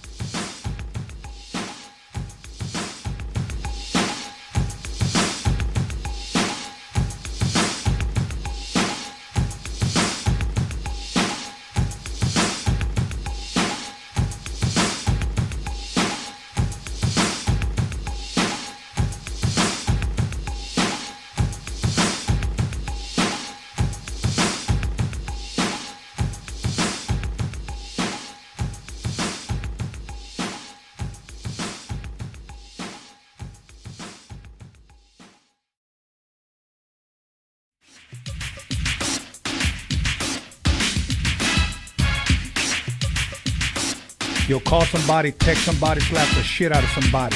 Let them know that Roadium Radio is live up in this biatch. Hey, what it do? It's your boy Cap G. Subscribe to Roadium Radio, hosted by Tony A. The Wizard. Yes, sir. Yo, what's up, y'all? This is King T chilling on Roadium Radio. Tune in, subscribe every Sunday and Wednesday. Fucking with my man Tony A. The Wizard. West up, this Lazy Dub, and you're tuned in to Roadium Radio right here with Tony A. The Wizard on every Sunday and Wednesday, 7 p.m. Make sure you like and subscribe that.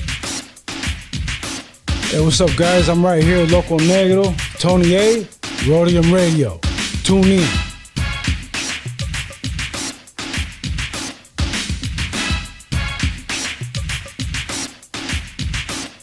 Yo, what's up? It's your boy MTO right here with Tony A. The Wizard on Roadium Radio.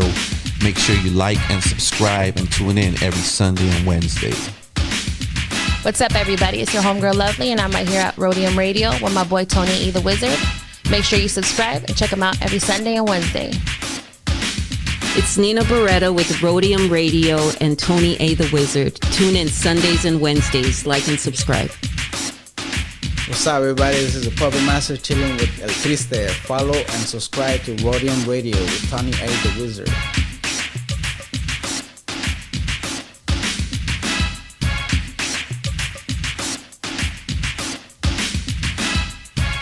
Hey, what's up, everybody? This is Rashidi Harper, director, executive producer from Hip Hop Uncovered, and I'm here at the Roadium Radio with Tony A. the Wizard. Stay tuned. Coming at you live through the harbor area, you got MC Pancho, the #1 Sancho, and you're checking out Roadium Radio with my man Tony A. the Wizard. Check it out. What's up? This is Ronan Gray. You're watching Roadium Radio with Tony A. the Wizard. Make sure to tune in every Wednesday and Sunday. What up? This is Mr. D over at Roadium Radio with my homeboy Tony A. the Wizard. Make sure you subscribe and tune in every Sunday and Wednesday. What's up, y'all? This Uncle Spliff, man, from Spliff DTV. Y'all need to tune in every Sunday and Wednesday to Roadium Radio with my homie, Tony A. the Wizard. Yo, you're tapping in with the Steel City Hustlers. This is Roadium Radio, hosted by Tony A. the Wizard. Motherfucking legend. Make sure you fucking like, subscribe, share, do all that shit. You know what's cracking. Yo, it's your boy Troublesome Man, TM Gang live in full effect. Here at Roadium Radio with my boy Tony A. the Wizard. You know what it is, boy. Yo, what's up? This is DJ Ernie G in the place to be. I'm chilling here at Roadium Radio with my homeboy Tony A. the motherfucking Wizard. Vatos Locos forever. Yo, what's up, man? It's your boy Young Hype here at Roadium Radio with Tony A. the Wizard. Make sure y'all subscribe and tune in every Sunday and Wednesday.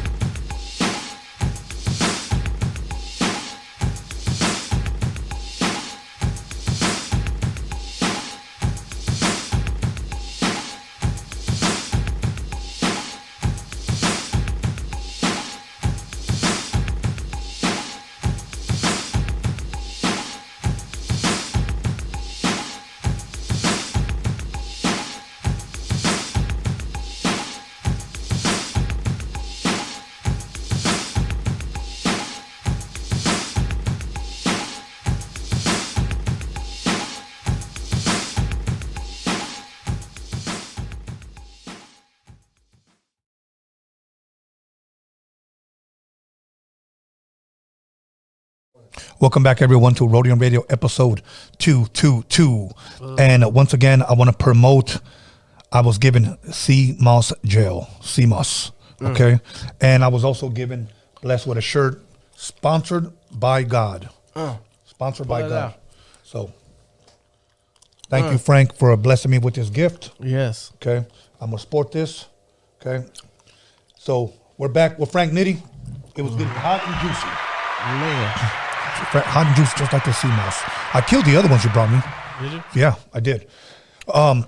So now, we ended last with so much that you have done for a lot of Chicano rappers, and not to pick on anybody, but to state facts. Yeah. In case you're barely tuning in, this is what we're talking about. Right. For as much as positivity that you have brought to this Chicano rap game, all the dots you've connected, bridge, if you will, gaps together, you know, between brown and black, and yet a lot of people, at least from what I understand, have never given you your proper flowers, your proper respect, or at least a damn shout out. You know, help me on this one. Has anybody ever did a song where you were a part of, or an album where they shouted you out on one of their songs? Actually, I'm gonna tell you. Let me see, Mr. Capone. Okay, he did a song with Twister. Probably one of his biggest songs, and I'm probably sure he promotes that worldwide because it's one of his biggest songs. Okay. But don't get it twisted. That song, he was, and Twister was like, I give it to the homie Franknitty. People got to go back and listen to that. You know what I'm saying? He gave me a shout out. That's probably it. It was dope that Twister even gave me that shout out because he knew how I was so dedicated to helping my Raza homies out. Yeah. That when you go back and listen to that song, that was probably one of Capone's biggest songs. Right. Don't get it twisted. He gave me that shout out, and I didn't ask him to do that. You know what I'm saying? When he did it, it was just because he knew, you know what I'm saying? He was like, Franknitty, my guy, homie, and he really represents this Raza shit, right? 100%.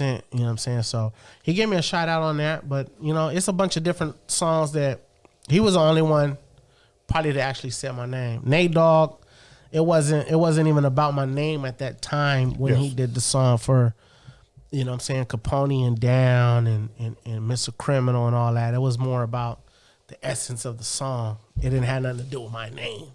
Right. You know what I'm saying? But don't get it twisted. That was more like. And as far as Raza, has anybody that you have helped ever, I'm talking about a Chicano or Mexican dude, ever said, you know, Franknitty, thank you for looking out. Thank you for hooking me up. Thank you for looking out for me. Mr. Criminal. Okay. He did a DVD and he said my name. Okay. You know, in the DVD. Okay. Damn.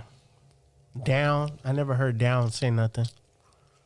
Okay. And Down, I put most of my energy into Down. Down was,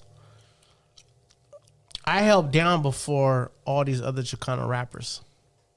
You know what I'm saying? Yeah. And I brought Down to all the different neighborhoods and all that. Matter of fact, all the Chicano rappers, at that time when I was fucking with Down, nobody's ever heard a Chicano rapper with a feature with Snoop Dogg, with the East Siders, with you know, all the big features until Down came, I think. Okay. You know what I mean? Okay. He's never said my name. And sometimes I sit back, I'll be like, damn, you know. Do you still have good relationships with a lot of these guys that you've helped?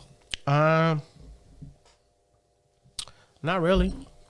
I wouldn't say a good relationship, because a good relationship to me is always checking in and saying, hey, how you doing? Yes. You know, my thing is like this. Everybody that I've put in the game and hooked up with features, yes, they all know I got a little youngster by the name of Young Gritty. Yes. And I put my heart and my soul into this kid. Motherfuckers used to laugh at me because they said, you know what I'm saying? Because I used to make a lot of black artists' money. I'm not gonna say their names, but a lot of big black artists' money. I used to make them a lot of money, gang of motherfuckers. You know what I'm saying? And when I met Young Gritty, it was more spiritual to me because before my mom passed away, and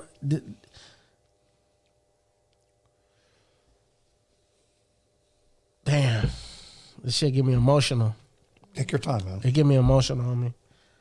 In my eyes, it's like watery, but I'm gonna tell y'all this. This is for motherfuckers that don't know.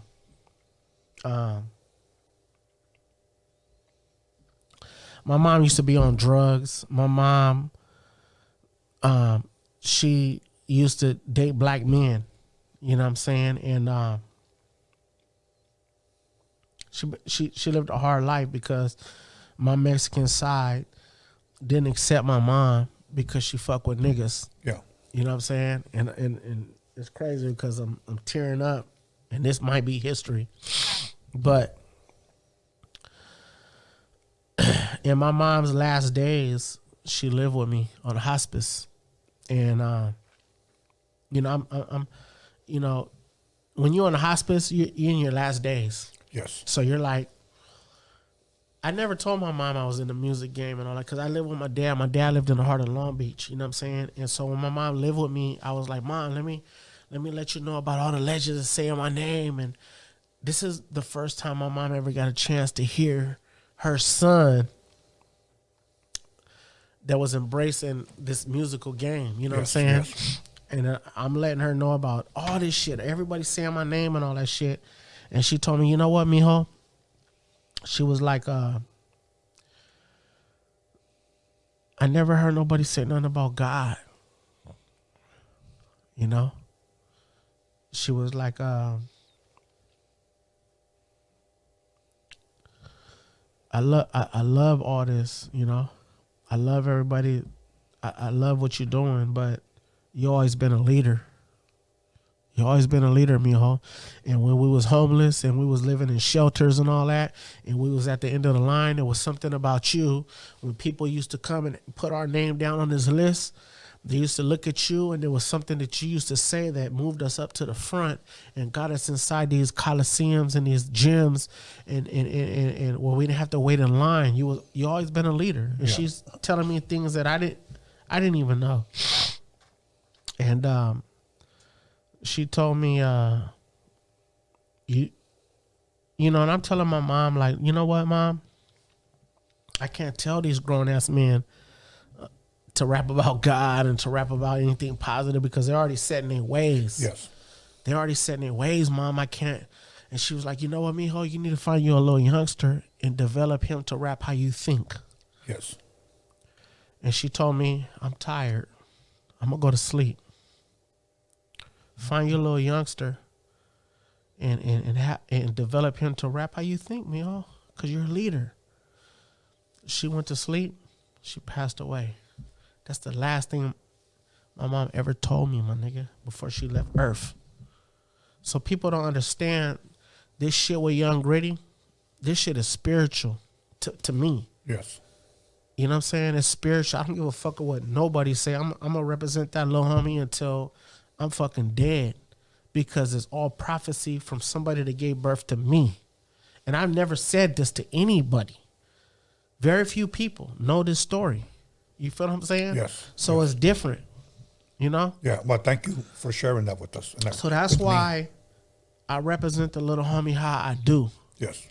When people say, oh, that's you manage Young Gritty, managing, that's not even the word.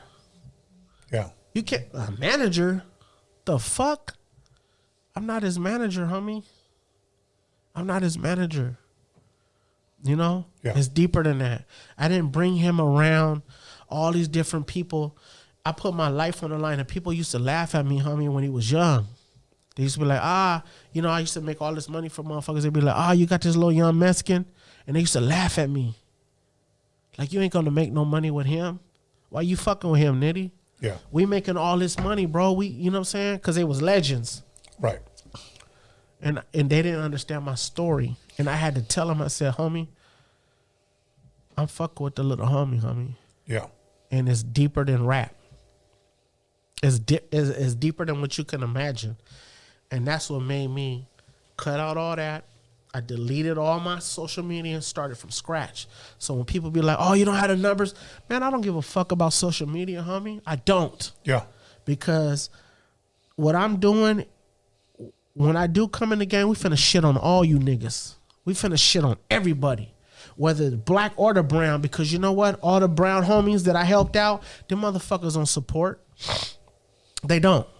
Go look at all, go to Young Gritty's IG right now. And go look at all his shit. Even when he was with Dre, when I took him to Dre, niggas used to laugh at me. I was like, nigga, I'm gonna take his ass to Dre.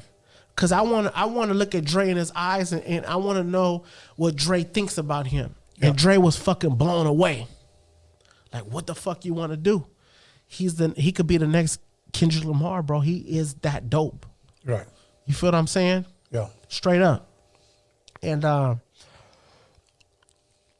can't nobody tell me nothing, bro. Right. About the little homie. Because it's prophecy. Forward. Yeah. You're gonna go prophecy. forward. What you know is true. I don't give a fuck. You know what I mean? What I am disappointed is a lot of Chicano artists that I did help out and that I did embrace and all that. Yes. They don't show that motherfucker no love, homie. Tony. They don't show him no love. And sometimes I get disappointed and I feel like fuck y'all. I understand. I feel like fuck y'all. Because I took a little youngster, homie, and I put my time and energy over, and since he's been a kid till a grown-ass adult, and today's his birthday. You know what I'm saying? Today's his birthday. Yes. That was another reason why, you know what I'm saying? This shit is deep. 222, which is your show, episode 222. Yes. Today is Young Gritty's birthday. All this shit is deep to me, and I look at shit like that. You feel what I'm saying? Yes. And I know damn well everybody that I'm helping, that I've helped, I know damn well they watching this shit. And I know damn well they know what I'm talking about. They haven't did no features with them. They ain't did shit. And the people that we did features with, the little homie outshined them so hard that they don't even want to put the shit out. Mm. You feel what I'm saying? Yes. It's like the little homie woke y'all motherfuckers up, huh? He woke you up, huh? You got to step up them bars. He's fucking gonna do that every single time. You know what I'm saying? Yes. And I always tell the homies, and I'm gonna say it right now, live on your show. And it's not no competition shit. Right. But if anybody can serve the little homie on a song, I give you $5,000 cash. That's how much faith I got that he is the next one of this Raza shit. Yeah. Period. All the rappers that did songs with him, put the shit out. Let the people see it. Or come to the studio. And I'm not trying to be arrogant, homie. I'm being real. No, we need to right. start getting behind who the fuck is who. Thank you. You know what I'm saying? I heard today, niggas sent me some shit where Whack 100 is laughing. He got all these motherfuckers laughing. Why you laughing at Raza, homie? You laughing because you ain't heard nobody dope as fuck. That's what you laughing at. That's what you laughing at. But you get me on a one-on-one with that motherfucker, homie. Yeah. Get me on a one-on-one. And it's going to happen soon. I've been doing so good, pushing the CMOS and pushing, health to help our communities and, yes. and build our communities. I'm not really even tripping on that whack shit, the negative shit when I say whack shit. I don't trip on that shit. But when it's my time to talk, like today's with you, homie, you finna set this shit off. 222, the interview with Franknitty, that shit is spiritual to me, homie. And I don't give a fuck what nobody say. Can't nobody knock what I have did for the Raza, homie. They can't. And if they have an issue with me, line that shit up. Because I be seeing motherfuckers talk this Raza shit. Man, come on, cuz if we're not trying to come together and do this shit the authentic way, man, I don't give a fuck what you talking about. And I'm glad you brought all this up because you know what? You've been there. I've been there. You've connected the dots. You brought people to the studio. You brought people together. Come on, homie. And to me, I've only been doing interviews for a little bit over 2 years, okay? And the sad part is that, like I said earlier, the negativity part that I received was maybe the most 5 or 6 people. But those 5 or 6 people made up for like 500. And they just didn't let off. Every time I had an interview, and I'm just going to say this openly and publicly. So the guys that are watching that have DM'd you or DM'd my other artists, they all show me the text messages. They all show me. They've all come. Look who messaged me and told me not to be here because of this. Look who. So I got it. I got it. You know, but I'm gonna go ahead and I'm gonna say it like this. For the people that message me and try to tell me not to be on your show, to me, I look at them like this. You ain't. Like, to me, I laugh at it because you're not authentic enough to tell Franknitty what the fuck I could do. Yes. You ain't caught as many fades as I have. And I fought black niggas, homie. I fought black people. I could tell you right now, I'm gonna tell you right now, and I'm not fucking exaggerating. I fought about 27 times, bro. 27 times, homie.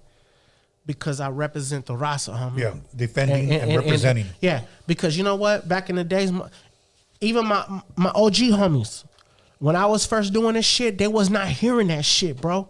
And they told me straight up, Nitty, you helping Raza out, homie, all they're going to do is come in this game and they're going to push us the fuck out. This is what they told me. Straight up. And I understand what they're saying. Right. But the thing is, homie, you're black, homie. Yeah. My mom is Mexican. Yeah. I'm black and Mexican. Right. I'm gonna do what the fuck I gotta do. Right. And I told him straight up, and it was hard for me to say this at the time. And I said it straight up, and there was witnesses there. I told him, I'm gonna continue to help my homies out. Yes. Big homie. If you have anything you want to let off your chest, now would be a good time to do it because I'm not finna stop doing what I do. Yeah. You know what I'm saying? And many times we got down. You know what I mean? Yeah. Yeah. We got down. And then honestly, everything that you've done to feel unappreciated by your own must hurt. It hurted me, but I understood it because the politics. Yes. I understood the politics and I understood what they would meant. Right. You know what I'm saying? But I'm mixed with black and Mexican. Yeah, you can't take that. You feel what I'm saying? Yeah. You're not finna tell me to say to do this when I have this.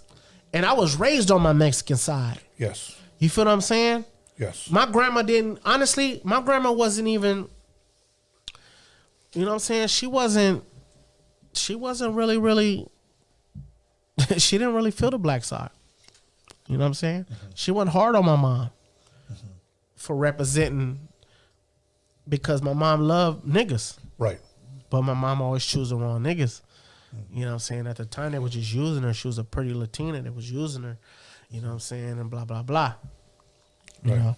But I just, till now, homie, I catch a fade with anybody who, and it has to be a fade, homie. It's not no, niggas don't want to, see, the thing is with me, niggas don't want to get street with me when it comes to some gangster shit. They don't want to do that because I'm too involved. Yeah. I'm too involved with both sides. And I can move a nigga out a nigga house if I really, really push that issue. And niggas don't know that about me. They be like, oh, nitty humble. No, nigga, I will move you out your motherfucking house. I will make it uncomfortable in your own neighborhood, bro. Yeah. So you don't want to, I came here to push peace. I came here to push unity.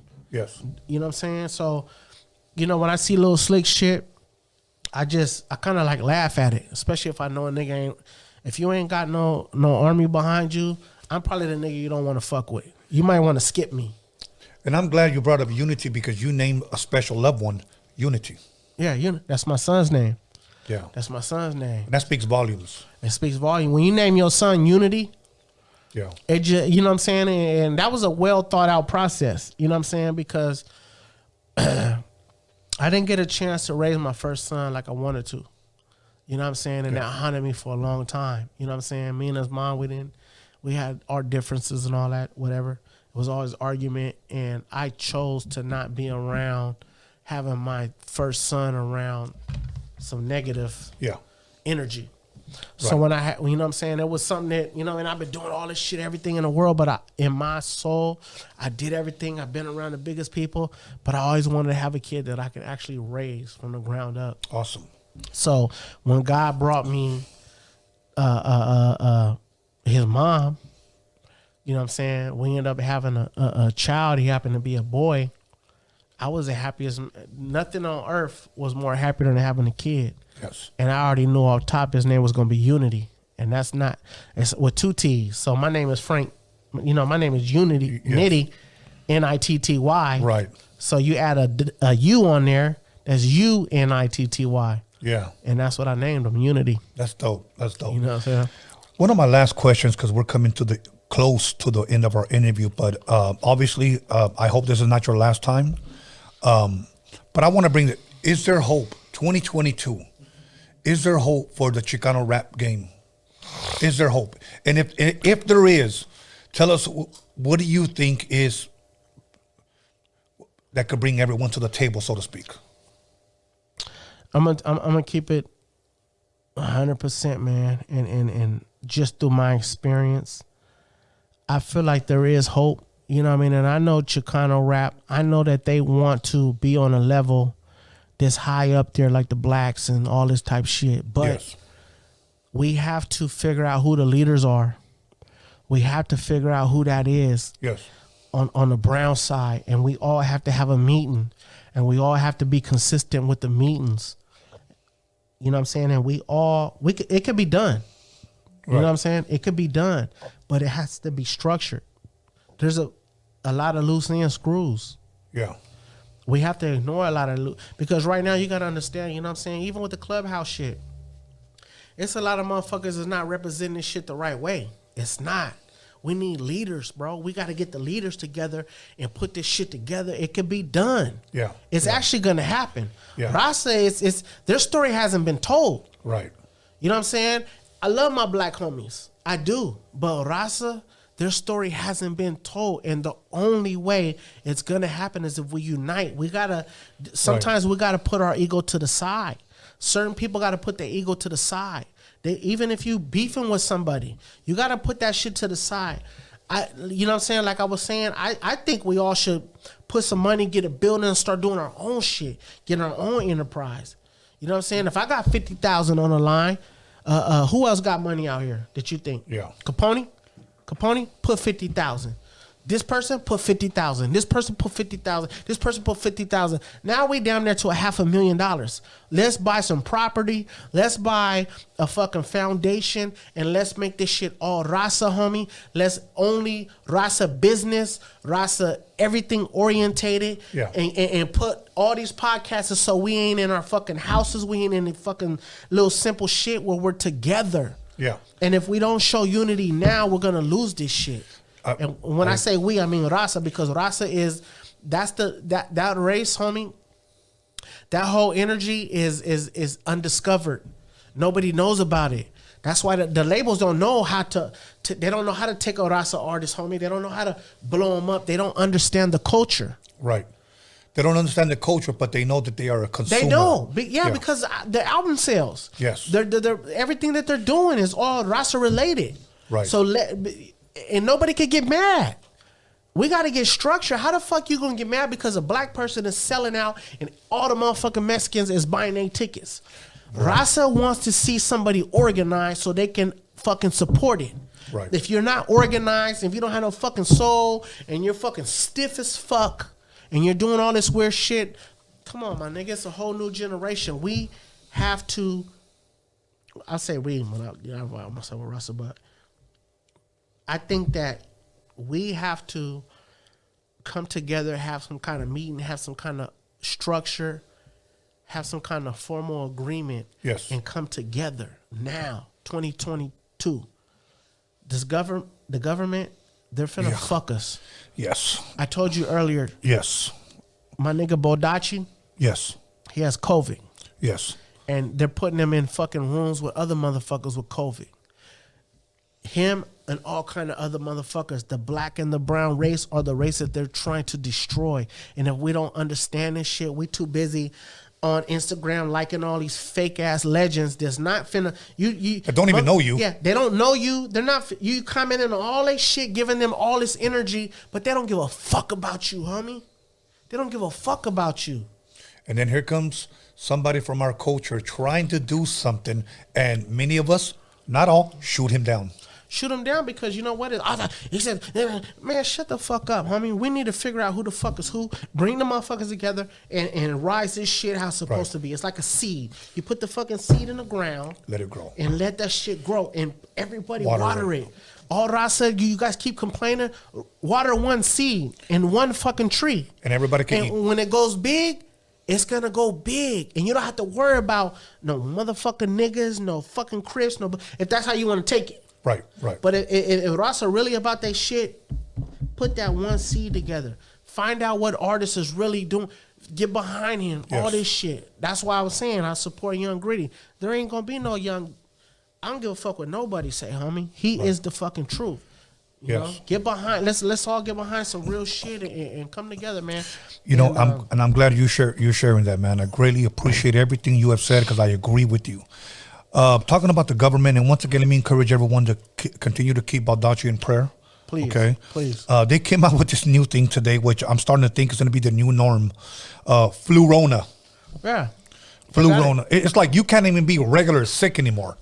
Nah, you know, if you got the sniffles. They figured us out, homie, and they figured out these diseases is going to control us because it scares us. Yes. The best way to control popularity is to scare them. So when you could scare a population, you could control them. Yes. We're in population control, and they are putting all this different shit out and controlling the media. The media, we're scared of the media. We watch TV. There's no food on the fucking shelves. There's none of that shit no more. We're having a shortage on food, meat, all that shit. Because everybody's panicking right now. Right. Now, we have to sit back and realize that was the whole reason why I started a CMOS company. You know what I'm saying? Where we actually go to the Caribbeans to import that shit back so we can cure our black and brown community. Yes. You know what I'm saying? Because that's gonna take all the mucus out your body and it's gonna give you the minerals that you deserve to have. That's why I push this shit. You know what I'm saying? For those that want to get a hold of some of the CMOS, so they just DM you? I know your Instagram's They can DM me. It could be personal because I fuck with personal, but we have a IG page. Okay. New Life CMOS Jail. New Life CMOS Jail. Jail. Yeah, yeah. They can do that, and real soon we're finna drop a website. The reason why I haven't dropped a website yet because once I drop this website, FDA is gonna get involved. Yes. And they're gonna start controlling our taxes.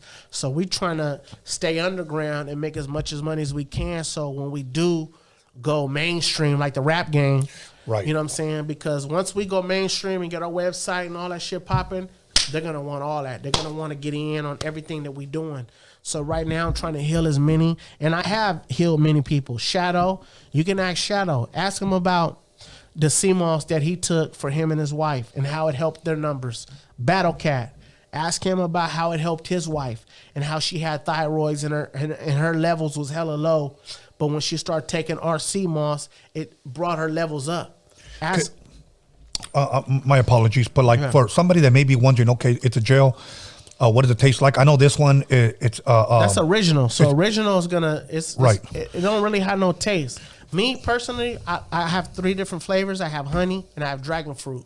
Okay. Because when you start mixing all these different stuff in the CMOS, it takes away from the value of the mineral. So I know that honey helps it, dragon fruit helps it because these are 2 superfoods. Okay.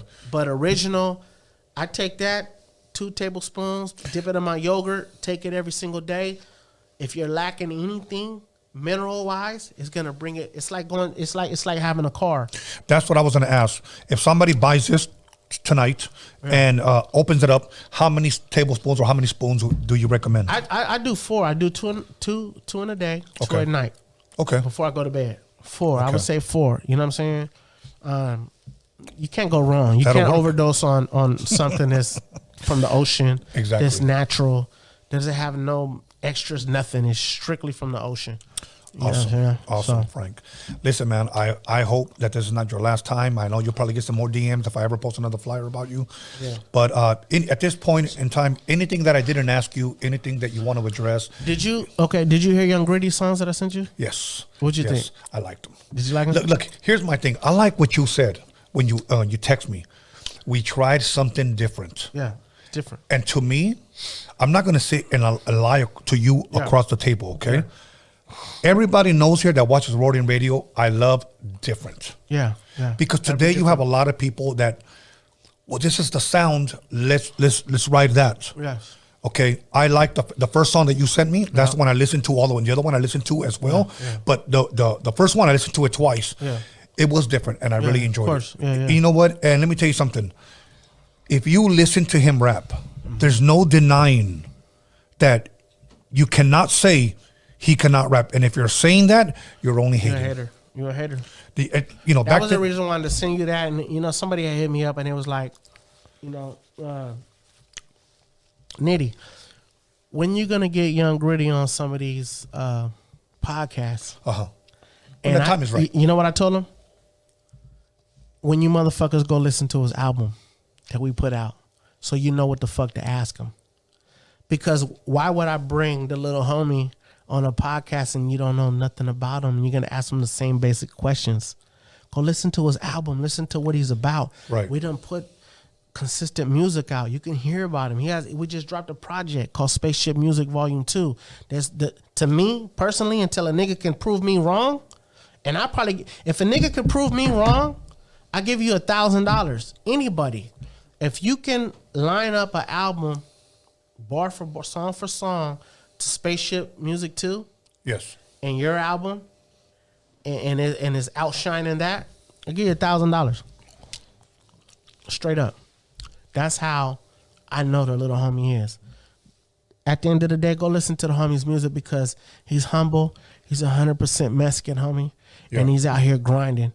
You know what I'm saying? And he's doing everything that's supposed to be done to get to that next level. And he has so many different legends that is saying he is the next. Yeah. You know what I'm saying? Yeah. Show him love, let's support. Show him love and let's support. And that's it. 2022, honestly, homie, we finna shit on everybody. Okay. I promise you. We have enough artillery. We got enough music we've been holding back. And we finna have fun this year. That's dope. Fun, that's what it's all fun. about. We need to bring fun back into the rap. Yes. Any shout outs you want to give? Only shout out I want to give to Young Gritty. It's his birthday today. Happy birthday. Grittystyle. I want to give a shout out to all the artists that I helped get in the game that never gave no love to Young Gritty. I want to give y'all a shout out because I think that's kind of special. I think it's special because I put my life on the line for a lot of y'all. Yes. You know what I'm saying? And I got a little homie that's probably one of the dopest youngsters that's a Mexican in this game. Until I could be proven wrong, let me know. But none of y'all never supported the homie. You know what I'm saying? When I say support, I mean like for real support. You know what I'm saying? I want to give y'all a shout out because y'all encouraged me to go harder. You know what I'm saying? Because I put my life on the line for a lot of y'all, and I feel like, it's just fake for you to use a motherfucker like myself, you know what I'm saying, and knowing what my mission is in life, and that's to take the Chicano rap game or the Raza to another level, and you know where my heart is, and none of you motherfuckers ever with bigger platforms never even reach out or anything like that to help me in my situation, because I haven't heard from none of y'all, and none of y'all ain't reaching out for features, and y'all doing albums and putting albums out, and Young Gritty on none of y'all nigga shits. Franknitty ain't even talking, no skits, none of that. So I want to give a shout out to them kind of people because we finna see y'all. You know what I'm saying? And I'm finna look at y'all in the eyes, and we're gonna take it there. You know what I mean? So that's it. Dope. And thank you, Tony, homie. Thank you for having us. Thank you, my brother. Thank you for coming. Yes, sir. Happy New Year, my brother. And wish you nothing but the best. So let me give my shout outs once again and give a shout out to CMOS. I'm going to take two tablespoons tonight. Please. Once again, sponsored by God. Yes, sir. And hit up Frank if you guys are interested in the shirt or the CMOS. I got you. Okay. Let me give a shout out to my boy Alex Cervantes Enterprise. Yes, sir. You guys need a hoopty. Make sure you guys reach out to him. His Instagram will be on the description. My son B Scalens, we're helping to promote this. Once again, Anthony the Hip Hop Jedi. Once again, thank you for everything. And we may get a new member to the team. I'm not sure just yet because we were looking for an intern and this guy signed up. And do it. We're going to be starting up, hopefully, our new podcast, Ghetto Sports, where we're just going to talk about sports from an unprofessional perspective. So we're just going to be talking shit about games. So other than that, man, you know what? I want to tell you guys, Happy New Year. Have a blessed one. I wish you guys nothing but the best. Franknitty, thank you very much. Yes, much sir. love, much respect. Yes, sir. Young Greeting, happy anybody birthday. that don't like it, we got gloves at the studio, nigga. I'm in Riverside off La Cadena. Come catch that, nigga. We got you. Love you. Nah, I mean, we out of here.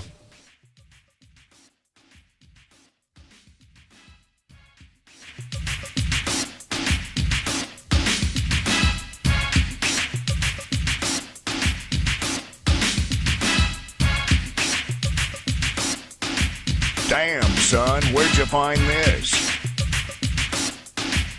Real trap shit.